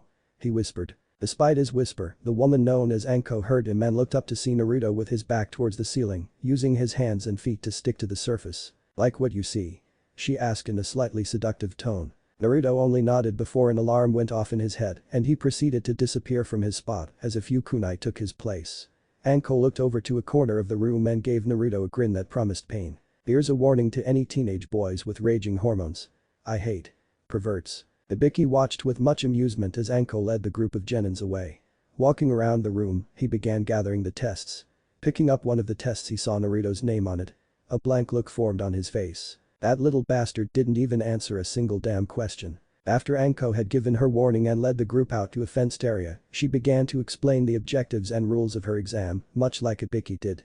Turned out that it was a survival exercise along with another main objective that included the gathering of 2 different scrolls. Before the exams began, Anko began handing out forms that alleviated Konoha of being responsible for the deaths that could occur inside exam, or to be more specific, the training area 44, aka the Forest of Death. Naruto looked at the forest and gave a chuckle as he was more than pleased with the newest exam. Mistaking Naruto's chuckle as a mockery of the forest, Anko threw yet another kunai at him. Naruto for his part didn't bother dodging and instead allowed the kunai to graze his cheek.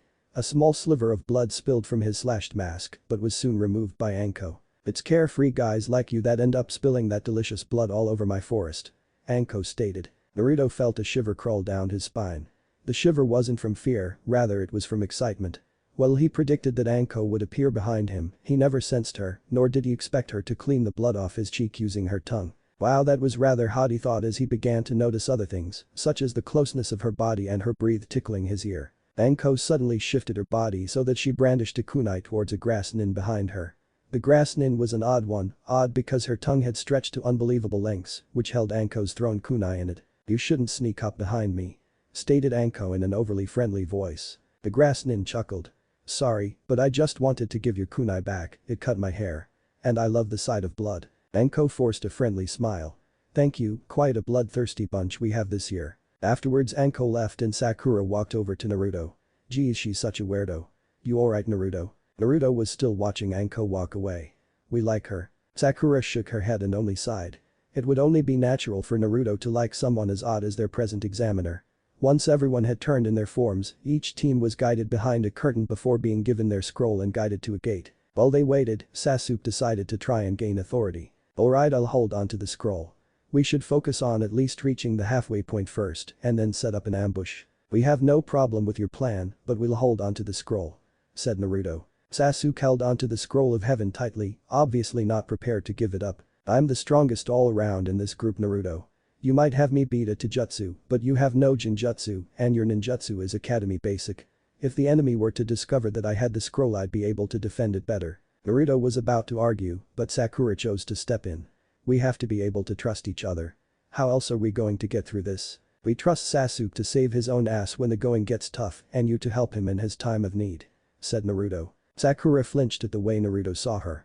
When Naruto saw that Sasuke didn't have any plans of giving up the scroll, he dropped the subject. A signal went off for them to begin and Team 7 began their mad dash for the halfway point. The forest was like many that surrounded Konoha. Large trees, plenty of shadows, only difference Naruto could find was the sound of abnormal animals and insects. A few screams echoed through the area and Naruto snickered. Thus there have been a few unlucky encounters. A bit later Team 7 had their first encounter with a foreign team. After Naruto went to relieve himself of his bodily fluids, a fake came by and tried to attack the team. Naruto returned in time to see Sasuke chase away the impostor. After this little event, Sasuke had decided to come up with a password that Naruto called Asinine. Shortly after the creation of the password, a torrent of wind blew across the area, threatening to send all in its path flying. With interest, Naruto noticed that the wind was solely focused on him. So when the piece of ground he glued himself to was beginning to give, Naruto decided to humor whoever was so determined to split him from the group and see what was planned for him. The powerful wind sent him soaring several miles away. Deciding he had enjoyed the free ride enough, Naruto grabbed a passing branch and allowed his momentum to send him somersaulting to the ground. Once standing, he allowed his awareness to spread through the forest. The sound of kunais whistling through the air was the greeting he got. As soon as he leapt back to dodge the simple weapons, an image of another person with his palms pointed forward entered his peripheral vision. Decapitating, the teenage boy was cut off as Naruto dashed from his current spot to in between his arms. Suddenly Naruto wrapped his arms around his fellow teenagers, preventing him from moving away. Naruto recognized the sound nin in front of him and quickly proceeded to lift his legs off the ground and plant them on the nin's chest. Allowing gravity to take effect, Naruto fell on his back only to roll back and used his legs to send the nin flying towards the female of the group who was trying to sneak up behind him. Predicting the third member's attack approaching, Naruto wasted no time in flipping back on his feet. Sure enough, a third member was dashing towards him. Naruto backflipped just in time to kick the mummified nin in the jaw. Unfortunately, the kick wasn't enough to stop the contraption on his opponent's arm from ringing and Naruto landed on his knees with his symbiote shaking. The pain he felt this time was far worse and he had to shakily get up. The three sound nins stood a few feet away from him and Naruto instincts forced him to take in more details of them. The sound ninja seemed to have a dress code of sorts as all three wore urban camo scarves around their necks with matching baggy pants. Instead of just regular blue shinobi sandals, the group wore black ones that seemed to have shin guards attached to them and their sound headbands tied across their foreheads. Naruto listened carefully as they conversed and picked up on their names. The one who stood in the middle was Dosu, the apparent leader. His head was all wrapped in bandages except for the spot around his left eye. A lavender shirt with overly long sleeves was his choice of upper wardrobe and for some unforeseen reason, he wore a shaggy fur on his back. The second male of the team was Aku, the one Naruto had tossed. His black hair resembled Kakashi and two metal plates bordered his jawline. A beige short-sleeved shirt with a kanji for death on it adorned his upper body while two black pieces of cloth covered his forearm tightly. A closer look at his hands revealed two pipes sticking out of the middle of his palms. The last member of the team was Kin, the female of the team. Her forehead protector kept her long black hair out of her face while it ran down her back. Unlike her male teammates, she wore some armor in the form of a pale green flak jacket. Just as Aku did, she wore a similar pair of black cloths around her forearm. Finally, the Sound Nin had decided to strike and Naruto had been given enough time to recover. Kin started off by acting as support and began throwing senbon. She formed the perfect distraction, especially with the bells tied to some of the senbon, to make Naruto focus on them. Though these projectiles distracted him, it didn't prevent Naruto from dodging Aku's decapitating airwaves. These two were not the ones Naruto was concerned with, as he was waiting on Dosu to strike the entire time. Finally, Dosu decided to make his move and appeared in Naruto's blind spot. Sensing a presence behind him, Naruto spun around and aimed to backhand Dosu. A mistake that Naruto regretted making, as Dosu simply blocked with his sound device, the melody arm as Naruto learned it was called. The instant his hand hit the melody arm, a loud reverberating ringing was let loose. The portion of his symbiote covering his arm was blasted away and Naruto's entire suit shook violently as Naruto covered his ears and screamed. He took a few steps back as he tried to gain control over his symbiote. While this happened, the Sound Nins watched Naruto with confused faces. Dosu gave his melody arm a quick glance before a smile could be seen through his wrappings. "Zaku, blast him," Dosu ordered. Said Sound Nin didn't hesitate as a vicious grin appeared on his face. Decapitating airwaves. A large blast of air was shot from Zaku's hands and headed towards Naruto. Despite Naruto's pain, he leapt back in time to only be nicked. The nick sent him hurtling and Kin decided to follow up with a few senbons. Naruto shrugged off the thrown projectiles as he decided to focus on his real threat, Dosu. Unfortunately, the Sound Nin predicted this and used his other two teammates as a means to keep his distance. Seeing that Naruto wasn't slowed down enough, Dosu slammed his melody arm against a nearby tree and used his chakra to magnetize the sound created. Once more, Naruto's symbiote shook violently and Naruto himself began screaming in pain. Small pieces of his symbiote fell off as dead cells, leaving Naruto's clothes looking torn. The pattern repeated once more before one of Zaku's air blasts hit home and sent Naruto flying away through several branches. The Sound Nin quickly followed after, only to find nothing. "Where'd he go?" asked Zaku. Dosu looked around, studying the surrounding forest with sharp eyes, while Kin was busy listening for the tiniest sound. Having experiences with different sound-based jutsu, she could hear the breathing of a living person and even their heartbeat if she was close enough. Unknown to them, Naruto was only a few feet away. He stuck to one of the trees using his back and limbs. His hands were held forward and the majority of his symbiote extended from it, leaving him nearly nude, except for a few small bits of black ooze. His symbiote had formed a small dome over him and was camouflaging them as merely a part of the tree. Luckily, the dome also served as to prevent any noise from escaping, though Naruto could hear the Sound Nin perfectly through his symbiote. "Come out here, you freak," yelled Zaku as his bloodlust was getting the better of him. Dosu seemed to give up. "Let's go. Orochimaru told us to only stall him." Warning bells went off in Naruto's head. Orochimaru. Why would he try to have us ambushed? Better yet, what does he want with our team? Gotta get back and help. The female shook her head. "You sure about that, Dosu? This could easily come back to bite us in the ass." "Don't worry, Kin. If he decides to face us again, we'll kill him easily." Dosu brandished his melody arm. "We know his weakness." Kin didn't feel any better about the situation but didn't argue. "Damn. Just when I was enjoying myself," stated Zaku before following his team. Once Naruto was sure they were gone, he allowed himself to slide down the tree he was on. The symbiote slowly began returning to him and formed his clothes again. Due to the damage done to him and his symbiote, several holes and tears littered his clothes. "Have to rest first, we can't help anyone in this condition." Naruto leaned against a tree as he waited for his strength to return. The second he could begin jumping from tree to tree, Naruto took off. Unfortunately, this had only given him around 5 minutes of rest. He was still slightly shaking, but he wasn't letting that stop him from being cautious and stealthy. A piercing scream filled the forest, and Naruto decided to trade in a little stealth for more speed. He arrived in time to see Sakura crouching protectively next to a kneeling Sasuke, a figure standing on a branch parallel from them. Sasuke was screaming in pain while one of his hands was grasping the side of his shoulder. A better look at the other figure revealed him to be none other than Orochimaru. Naruto merely thought the title Snake Charmer referred to his snake-like abilities, but a first-hand look at him revealed that the man resembled a snake in many ways. The best way to describe his skin was to compare it to the pale underbelly of many snakes, and his eyes were yellow and slit. Orochimaru's body was thin and his face narrow with a barely visible nose. So far, his only human-looking quality was the long black hair that covered his scalp. "What did you do to Sasuke?" Sakura yelled. "Hekaki, I've merely given him a gift." Soon he will seek me and then I will teach him how to use it," said Orochimaru before sinking into the limb of the tree and disappearing. Naruto thought on the choices present before him. He could either tail Orochimaru or look after his team.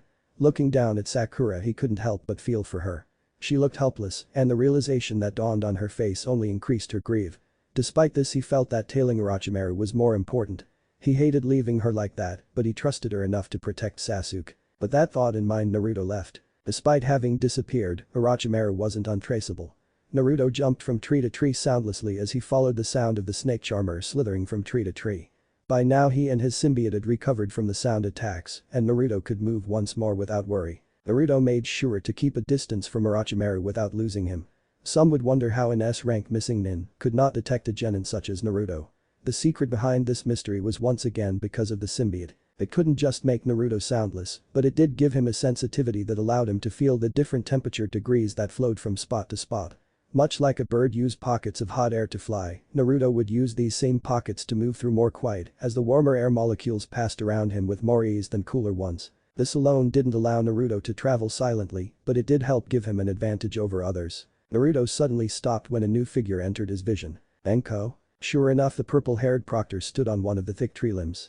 Naruto was confused at the sight and merely considered her appearance as a coincidence until Anko began talking to Orochimaru and soon began fighting him. At first Anko seemed to have a chance of fighting on equal ground, but soon the fight turned sour when she was assaulted by some unknown pain, kneeling on the tree limb.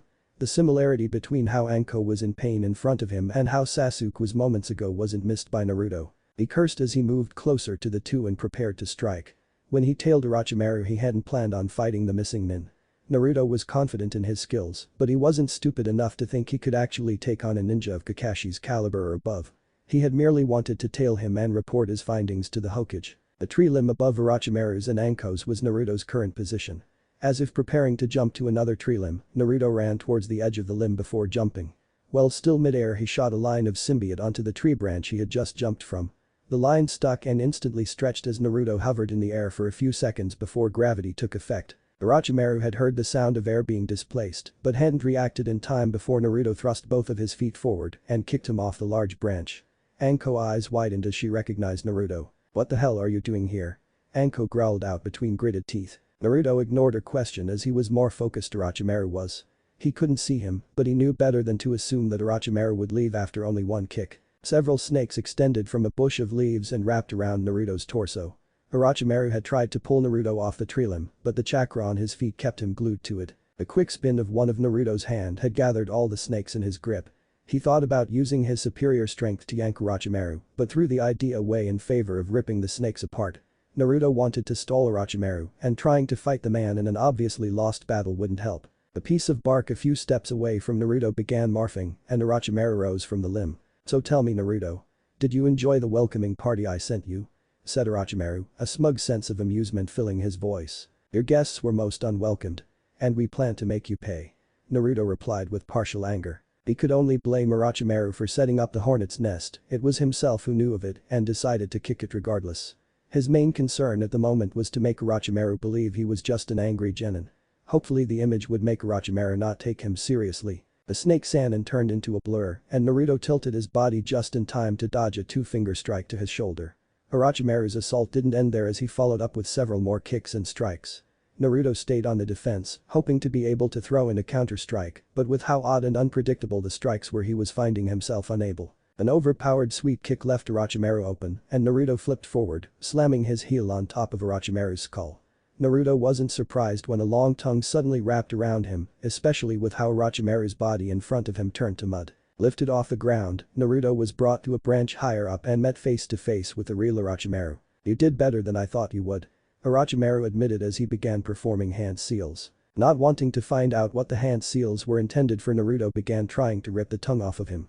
Unfortunately, the tongue was too slippery for him to grab.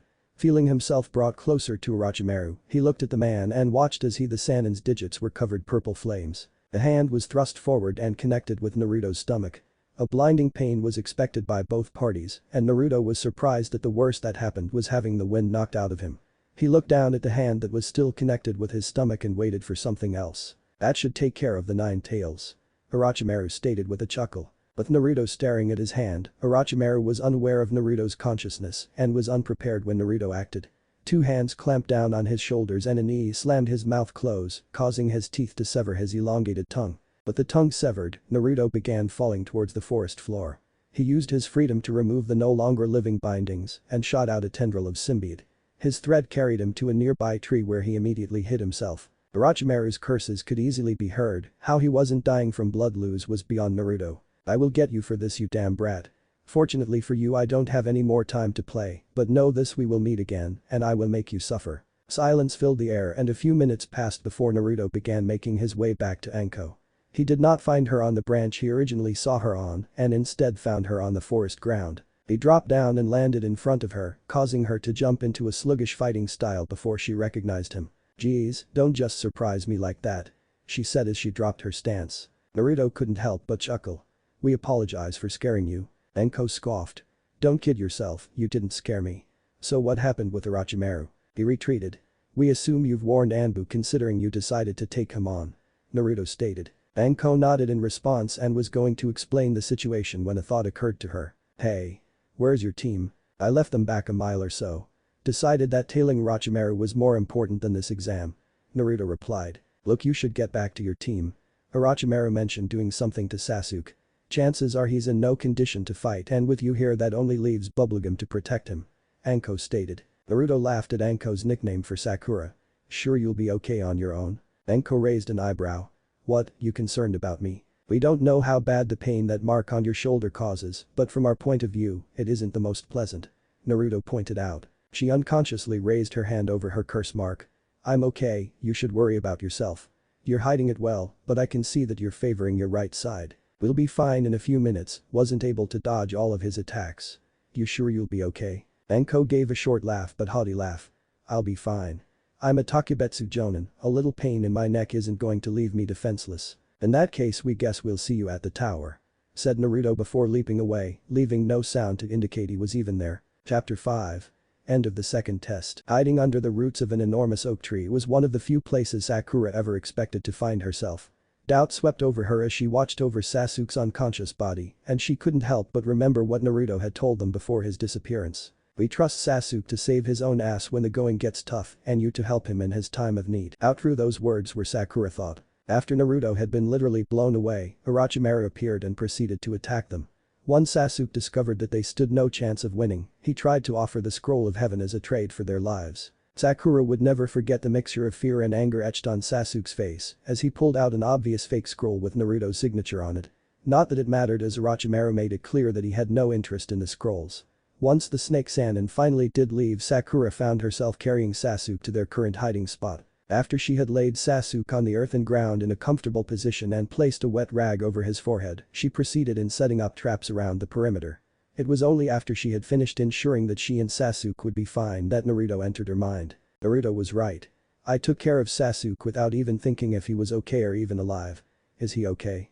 And if he is, where is he?" Sasuke groaned and gritted his teeth. Sweat trickled down his face and Sakura used the rag to wipe away his perspiration.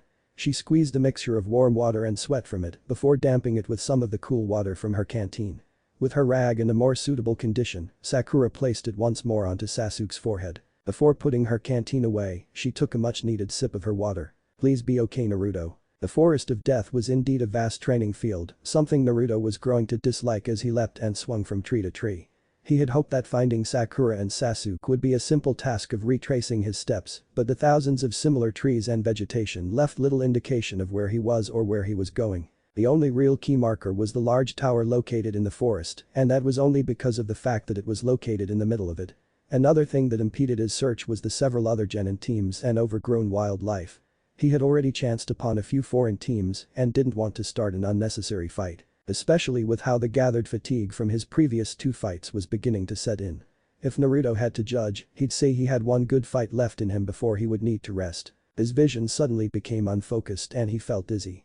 Stopping on one of the many tree branches near him, Naruto waited until his vision returned to normal. "Damn sound nins. Even now we're suffering from their attack." His head cleared as did his vision and once more he continued his search. 10 minutes passed and the only difference in the forest Naruto could find was the scars left from battles and a few dead bodies in the case that one team wasn't so merciful. 10 minutes turned to 15 and 15 turned to 20. His frustration had begun to get the better of him along with his fatigue when an all too familiar shout rung a few yards from Naruto's left, decapitating airwaves. Naruto stared at the direction and couldn't help but feel anger.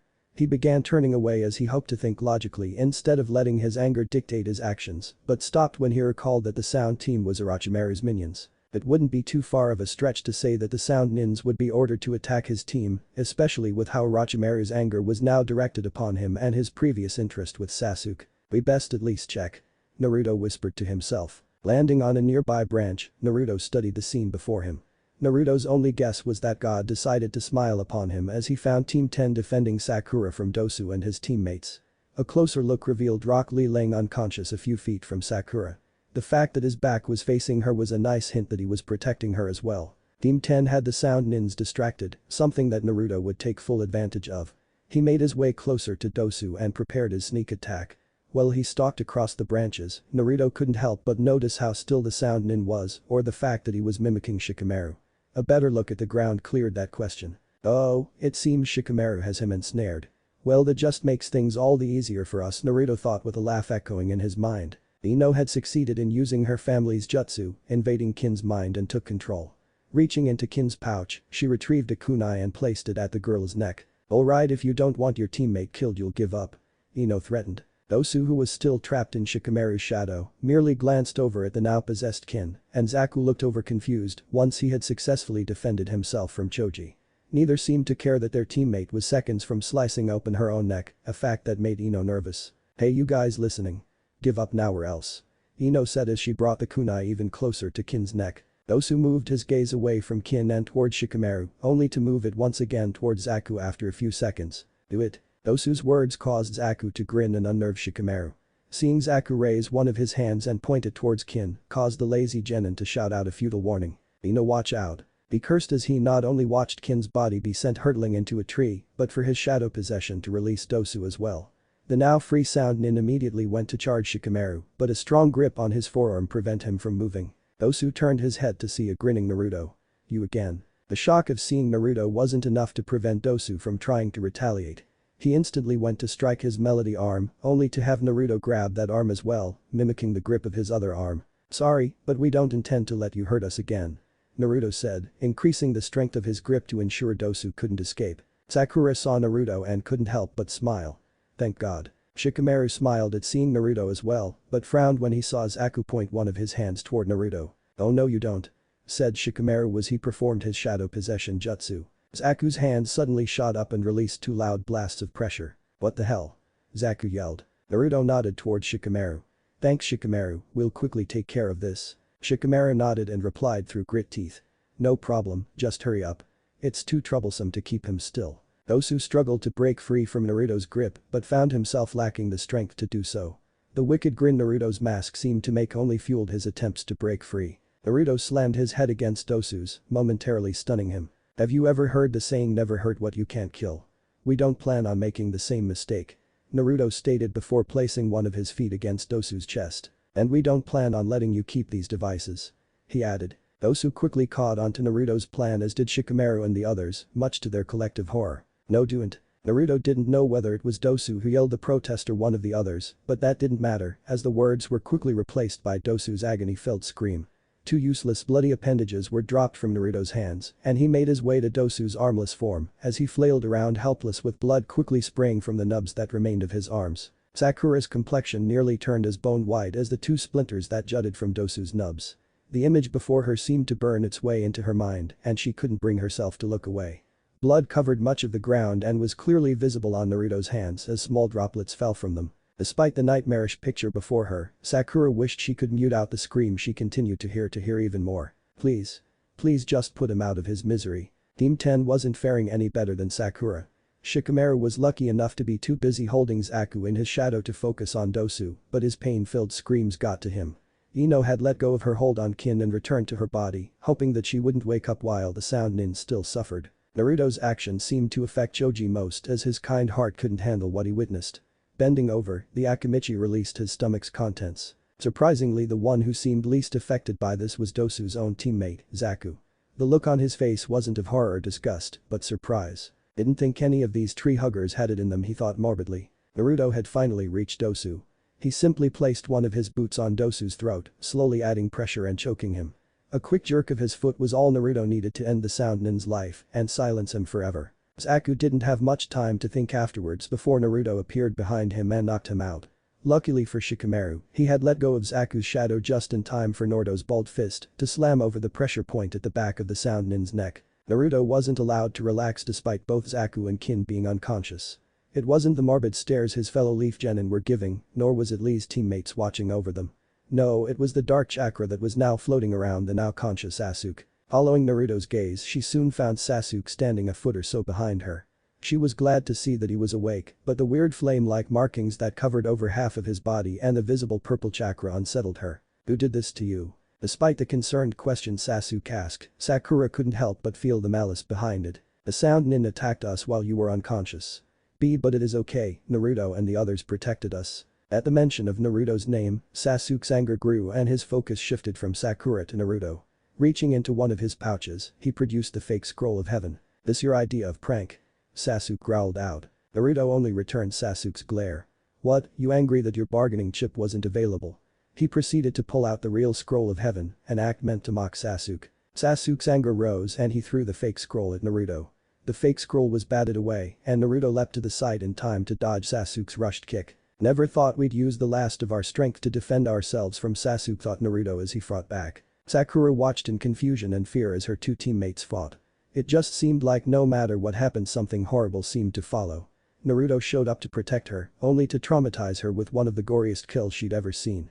And Sasuke woke up only to be surrounded by a chakra that disturbed her and had even begun fighting Naruto. Team 10 didn't try to intervene as they didn't know who to help and were unsure if they could stop either one. Sasuke was sent flying thanks to a hook from Naruto. Instead of his back slamming into the tree, he flipped himself over and used it as a springboard. Kicking off the tree, Sasuke launched himself above Naruto and began a series of hand seals. "He's stronger and faster than before," Naruto thought to himself. The large intake of air from Sasuke warned Naruto of the fire jutsu coming.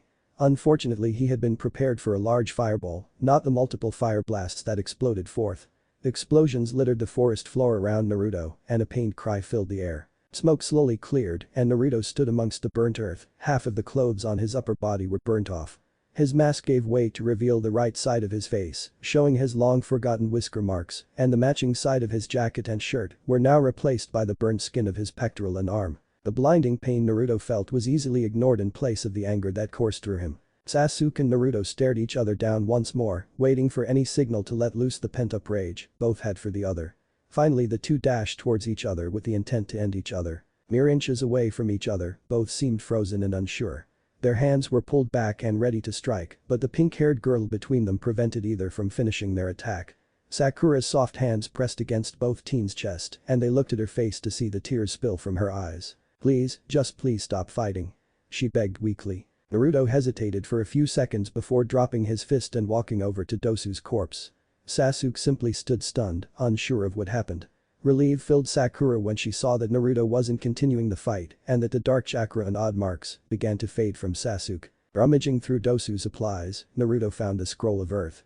Pocketing the scroll, Naruto walked over to the hollow Sakura had used before to hide in and slowly let his body fall and relax on the cool earth. "Sakura!" Naruto yelled out. Hearing her name called, she turned her attention over to Naruto and panicked when she saw his prone form. Rushing over, she kneeled next to him and rested a hand on his side, being careful to not put too much pressure on his burnt skin. "You okay, Naruto?" she asked with genuine concern. Naruto didn't look up, but he did nod. "We need you to use any ninja wire we have and restrain the remaining Sound Nins.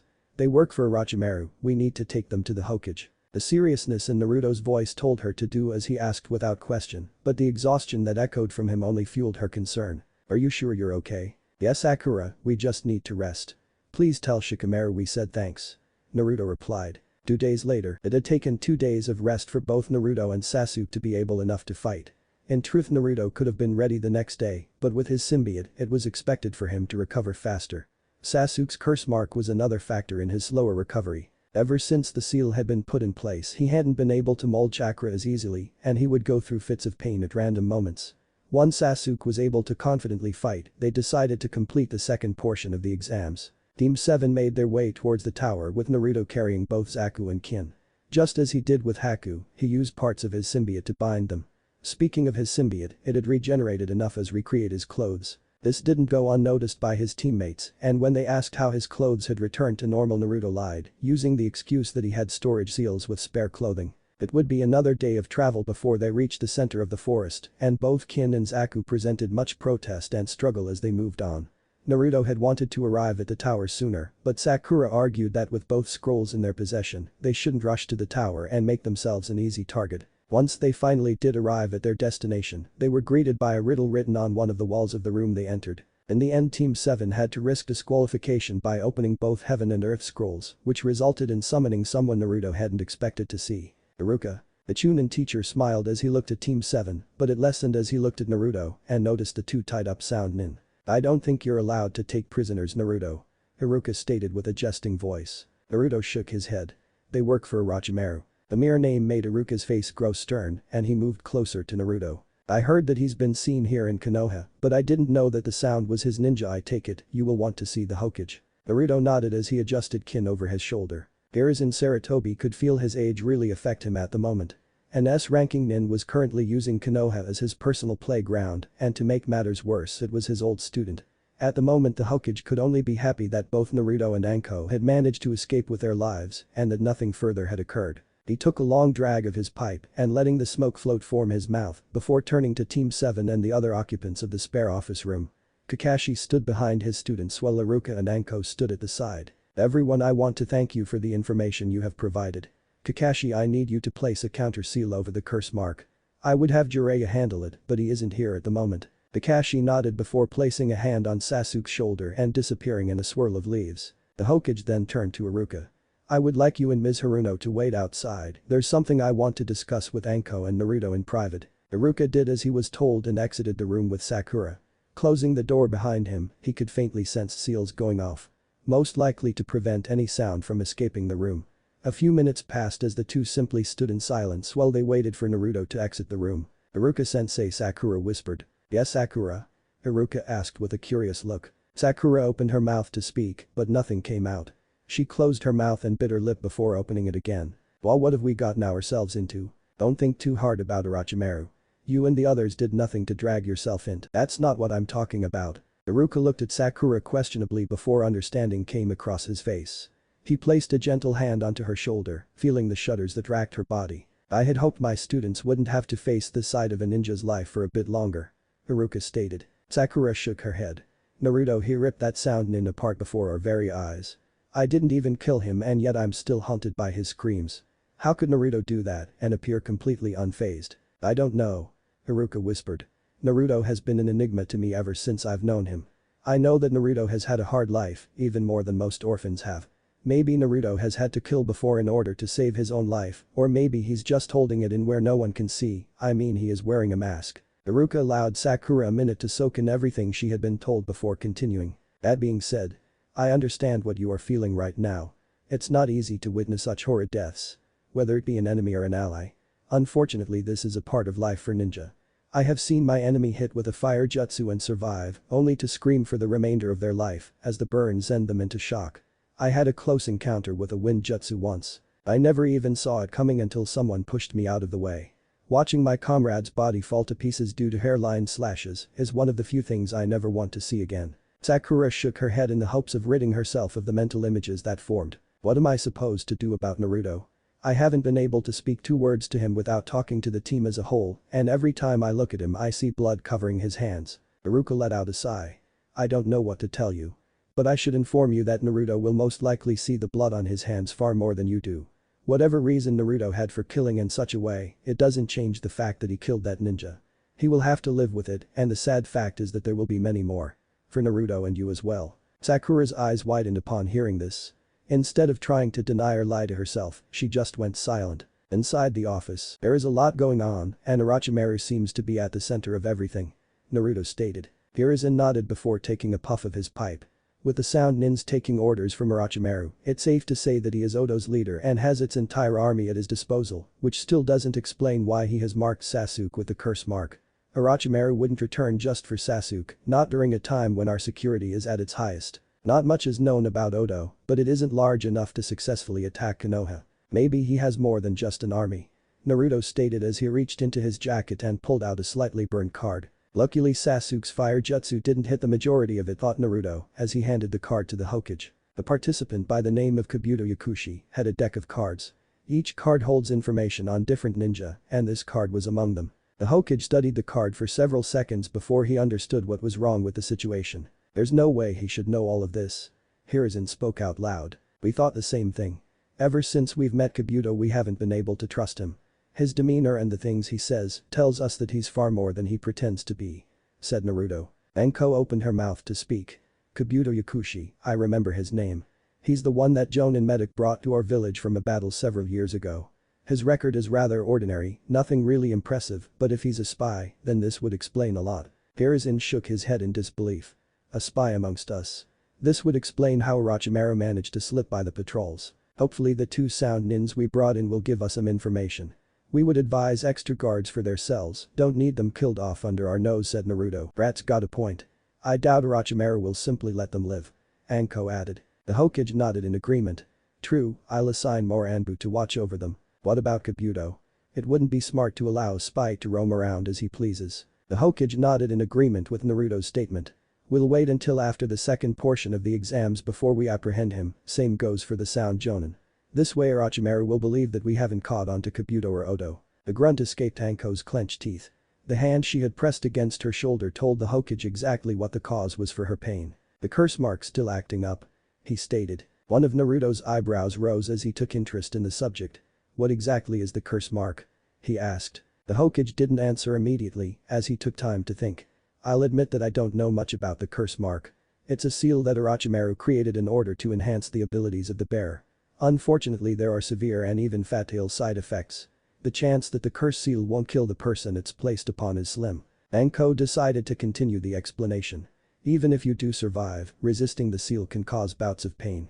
Giving into the seal is even worse as you're taken over by anger, hate, and even greed. It can take the worst of you and bring it out to the surface." He plans to have Sasuke come to him, Naruto stated. "Sasuke wants power to avenge his clan. If he gives into his greed, he'll leave." The Hokage blew out a cloud of smoke.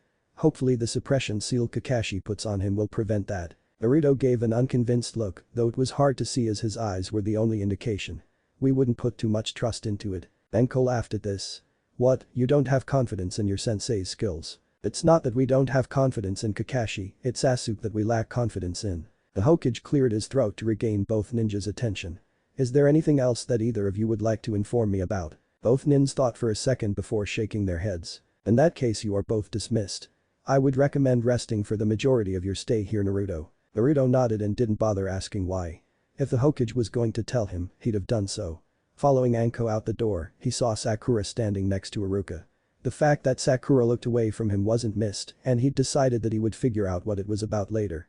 For now he just wanted a decent meal and a place to sleep. "Hey Anko, before you go, any chance this place has a cafeteria?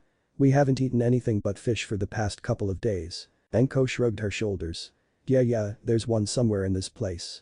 Just have Iruka there lead you to it," she said before disappearing into a hallway. Naruto turned to Iruka afterwards. "Alright, lead the way." 2 days later, Naruto stood in a room with 20 other genins around him. All attention was towards the Hokage and many others that stood around him. Behind the Hokage were 2 statues of mesh-covered arms forming a hand sign. The Hokage began explaining the true meaning of the Chunin exams and how they were meant to supposedly prevent wars. Naruto only gave partial attention to what was being said as he chose to study his surrounding instead. The circular floor they stood on was littered with cracks and scuff marks. An upper level surrounded them and was fenced off by sets of rails. The Hokage's advice from the day before and his observations helped Naruto realize that the room they were in was an arena of some sort. Naruto picked up on the bickering around him and heard the Hokage mention something about a preliminary round. A smile crossed Naruto's face at the thought of being able to actually fight one-on-one. Suddenly an ill-looking man decided to take over for the Hokage and explain the reason behind the preliminary round.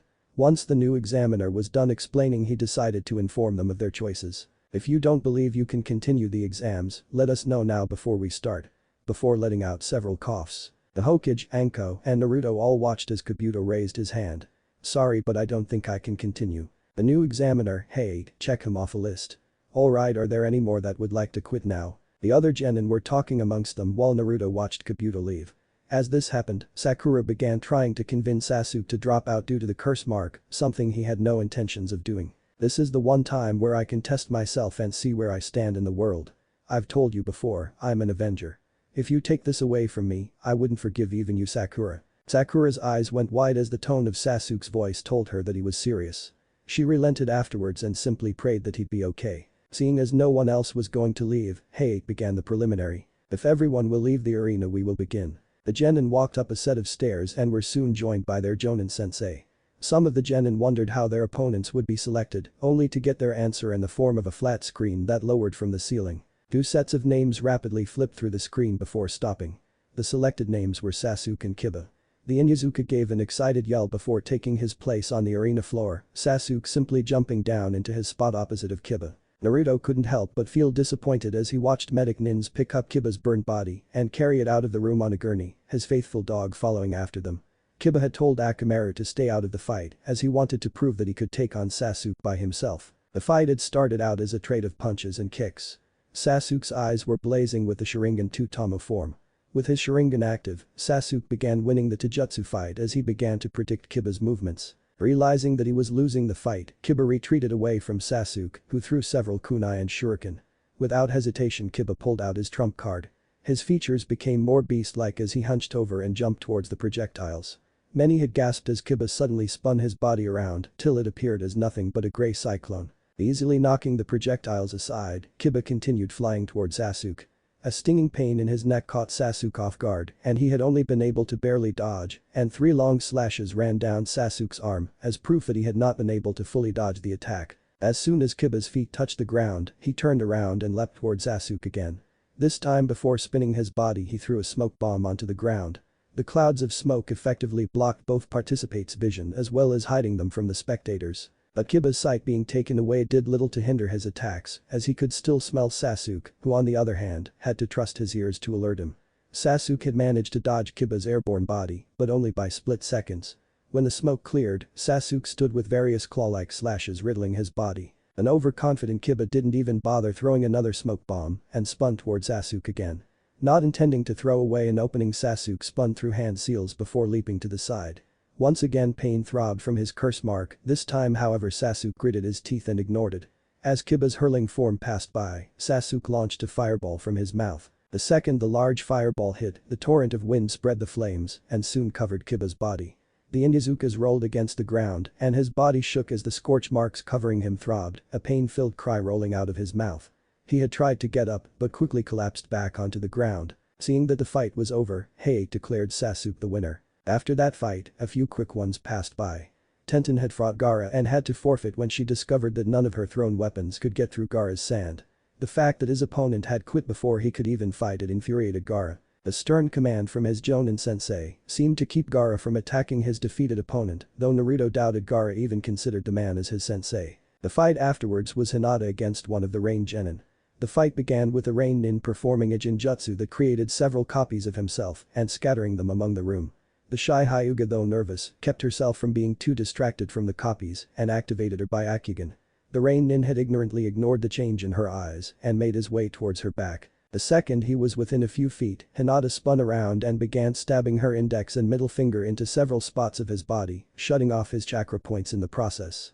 The Rain Nin had tried to make a retreat only to have his legs shut down as well. With her opponent unable to move, Hinata took a few steps back and waited for Heiei to declare her the winner before taking her place back on the upper level. Naruto decided to make his way over to teammate and congratulate Hinata. "Good job, Hinata. Thank you." She stuttered out with a dark blush covering her cheeks. Naruto chuckled at Hinata's shyness before looking at Shino and seeing his tense figure. Looking at the screen, he noticed that Shino's name was shown on the screen while the other name had yet to be picked. Shino's posture relaxed and he let out a sigh of relief when the name Misumi Tsurugi appeared. Naruto chuckled as Shino's team gave the Aburamaru questioning look. Having noticed the looks he was given, Shino decided to explain himself. "There are 2 people here that I do not wish to fight. Gaara and Naruto," he said in his usual stoic voice. "Ah, what's wrong, Shino?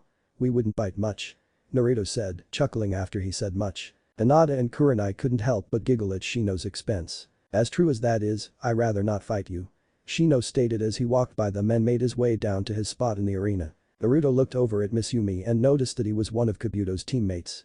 The realization came from the fact that just as the sound nin seemed to have a dress code, so did Kabuto's. The only difference between Mitsumi and Kabuto's choice in clothing was that Mitsumi draped a purple cloth over his face and wore his headband in a bandana style similar to Naruto, along with thin glasses. His skin was slightly tanned and his eyes seemed in a permanently narrowed manner. The fight didn't last long after Hayate announced the start as Mitsumi didn't appear to have any long-range jutsu. With nothing preventing Shino from swarming the so-called fellow leaf nin with his bugs, the match ended. When Shino returned to the upper level, Naruto decided to state his disappointment. "Geez, how the hell did he get this far? Looks like you were given a free pass, Shino." The bug user agreed with Naruto and began thinking of several reasons his opponent was so simple to overtake. Seeing as his friend was analyzing his situation, Naruto turned his attention back to the board and watched as two more names were picked. He burst into a fit of laughter when Sakura's and Ino's names appeared. The other leaf nins that knew Sakura and Ino didn't join in Naruto's laughter as they were aware of the broken friendship and rivalry between the two teenage girls. Oddly enough, the match lasted far longer than any of the others before it. But 15 minutes into the match, Ino had captured Sakura and her family's jutsu and possessed her body. Naruto had to admit that what Ino had done was rather smart, using her hair to stop Sakura's from moving. But he couldn't help feel bad for Sakura and decided to at least cheer for his teammate, hopefully help boost her morale and give her a small boost in the fight. Strangely enough, Sakura had managed to break free and Ino had returned to her body. Afterwards, the two ended up knocking each other out with a single punch, something that once again had Naruto laughing loudly while the others simply stared in shock. Both Asuma and Kakashi dropped down onto the arena floor in order to retrieve their respective students. But the arena now empty save for Hayate, the board once more began the process of choosing the next two participants. Naruto jumped over the railing without a second's hesitation when he saw his name flash to life and waited for his opponent. For some reason unknown to Naruto, Hinata's eyes widened when she saw her cousin's name appear. She sent a worried look towards Naruto, hoping he'd leave the arena in the same condition he entered. Naruto looked towards the opposite end of the circular room and saw Neji Hyuga. Aside from the obvious fact that he was a Hyuga, Naruto didn't know much more about his opponent.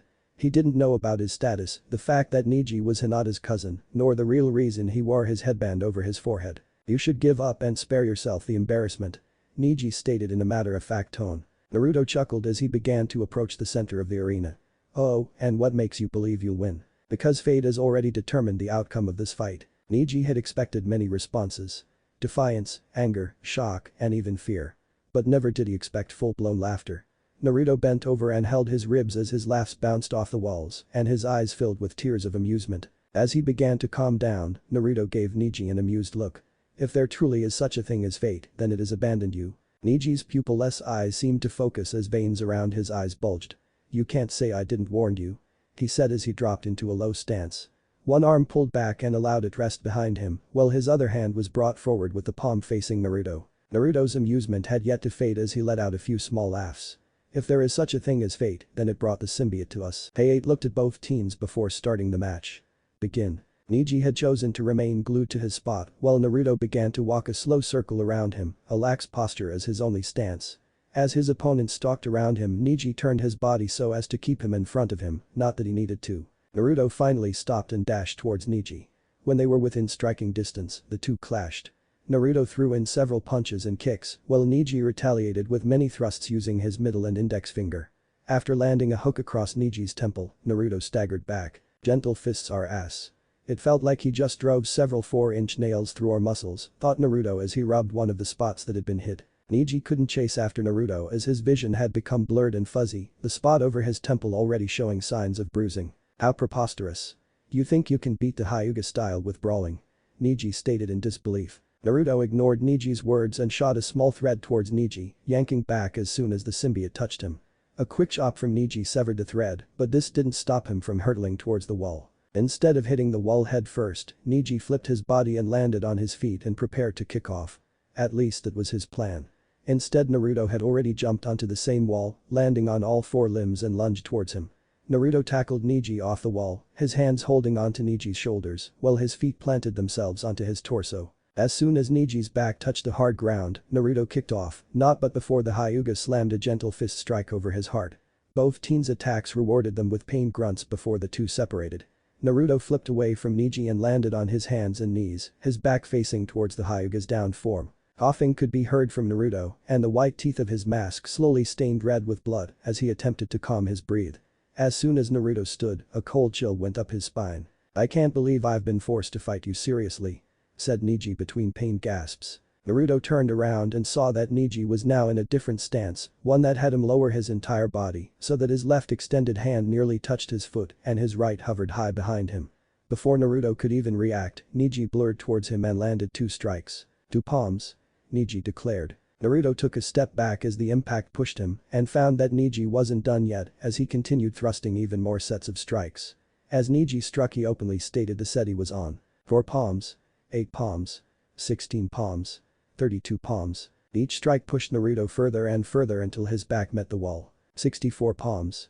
Neji finished as he hit Naruto with the remaining 32 strikes of his attack. Cracks formed in the wall behind Naruto as his body became abused against it. With the attack finished, his entire body seemed to slump and it appeared that the only thing holding him up was the wall he seemed embedded. Neji took a step back and observed his work.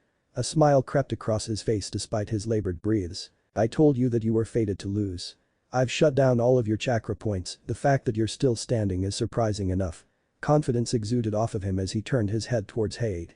"I've won, call the match." Deciding to take one last look, Neji turned back towards Naruto, only to have an open hand block his vision and slam him against the wall. Hinata, amongst others that knew about the gentle fist, stared on in shock as the two had now switched places. Naruto smiled as he held Neji, lifting him off the ground and proceeded to repeatedly slam his head against the wall. His chakra points had indeed been shut down, as the pain coursing through his body made it easy to know, even without the all-seeing Byakugan. But while Naruto had chakra points, his symbiote did not. At the moment Naruto wasn't truly moving, his symbiote was controlling his body like a marionette would a puppet. Despite his predicament, Neji didn't simply sit or hang idly and allow Naruto to slam him against the wall and proceeded to attempt to fight back. He threw strikes to the arm holding him and attempted to throw kicks that would hopefully force Naruto to let go. But this proved useless as his kicks couldn't gain enough strength while being held above the ground and his strikes couldn't do anything to the already shut down chakra points. The cracks and indent created from Naruto's body being beaten into the wall paled in comparison to the crater that Neji's body created and continued to deepen. After the 8th slam, Neji stopped fighting back and a look in between Naruto's fingers would show that Neji's eyes began to roll into the back of his head. Naruto brought Neji closer to him so he could whisper a few words of advice. "I could care less if you decide to believe that everyone has a fate that they can't be avoided. But realize this, if there is such a thing, then fate gave us the unbreakable shield to your sword, fate decided to have you fight an opponent you couldn't defeat, and fate abandoned you to the beating you have received." One of Neji's hands suddenly shot forward and struck Naruto's left pectoral, a defiant look in his eyes as he fought to stay conscious. Blood seeped through Naruto's mask and dripped down his chin. Despite the pain, Naruto simply chuckled. "Good. Fight back, don't let a word decide everything for you," he said before slamming Neji against the wall one last time, forcing him unconscious. Neji's body dropped against the ground and Naruto walked away as Hate declared him the winner. Jumping back onto the upper level, Naruto became aware of the stares he got from his fellow Leaf Nin. Shino shook his head as he understood what many were thinking, as he couldn't logically explain how Naruto could move after having his chakra points shut off either. But Shino had learned long ago that Naruto defied logic on many occasions. Hoping to help one of his few friends from the awkward attention, Shino decided to speak up. "Now do you see why I don't want to fight him? His fighting style reminds me far too much like a spider." The now red teeth on Naruto's mask mimicked the appreciative smile he had and Naruto sent a nod towards Shino, a hidden message Shino understood and returned. Many of the Leaf Nins took their attention away from Naruto, but some still kept an eye on him, especially Hinata. Can he continue to fight through sheer determination alone?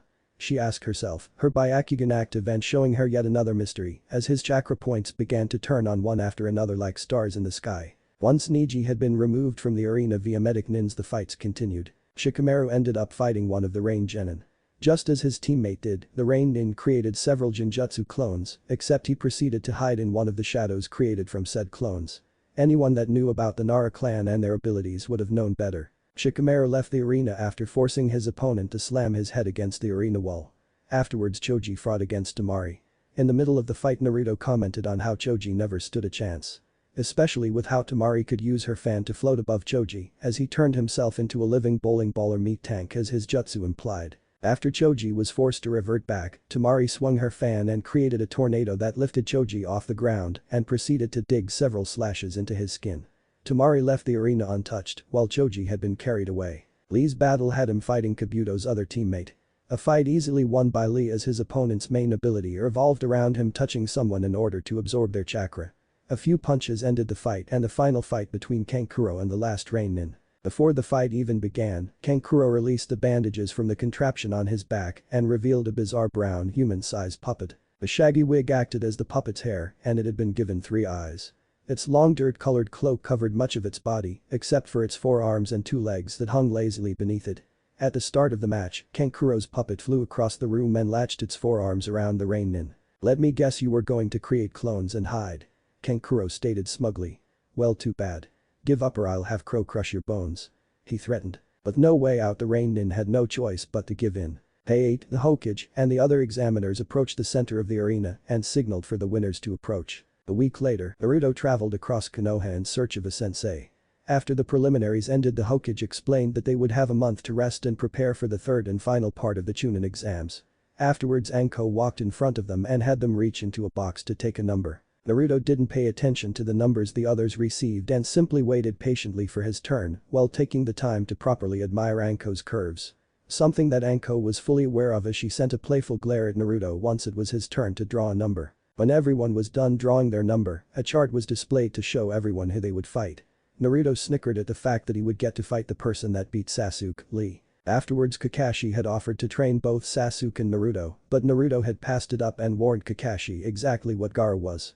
With the new knowledge, Kakashi immediately agreed and began making plans to train Sasuke in a more private area. Naruto had chosen to rest the next few days, as the gentle fist strikes had harmed him a lot more than he let on. Afterwards, he began trying to find the person he wanted to learn from.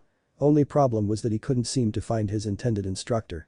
He could have easily asked the Hokage to set up a meeting, but chose not to as he felt the old man had enough on his hands. So instead, Naruto began gathering information. He asked several questions about his hopeful teacher, such as home address, hobbies, and even places frequented. Naruto didn't even bother with the home address, as he got some unknown thrill from actually having to hunt down his target. So instead, he simply waited for the opportune moment to strike. He didn't know when his simply search for an instructor became a game, but he enjoyed it. Landing in front of a small restaurant, he proceeded to walk in.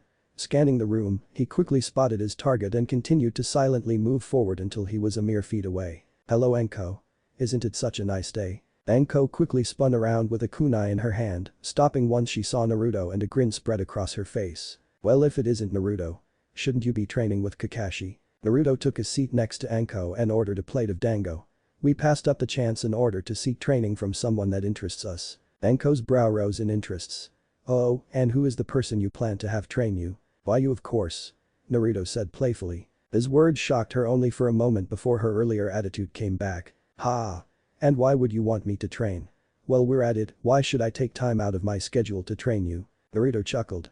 "Why wouldn't we want someone as skilled and beautiful to train us? Flattery will only get you so far, brat." Naruto's order of dango finally arrived and Naruto slid the plate towards Anko. "Oh, we have much more than flattery to offer in return for your tutelage." Picking up one of the sticks of dango, Anko bit off one of the round balls of pastry. But I can easily buy my own dango." Instead of getting discouraged, Naruto simply decided to up the trade.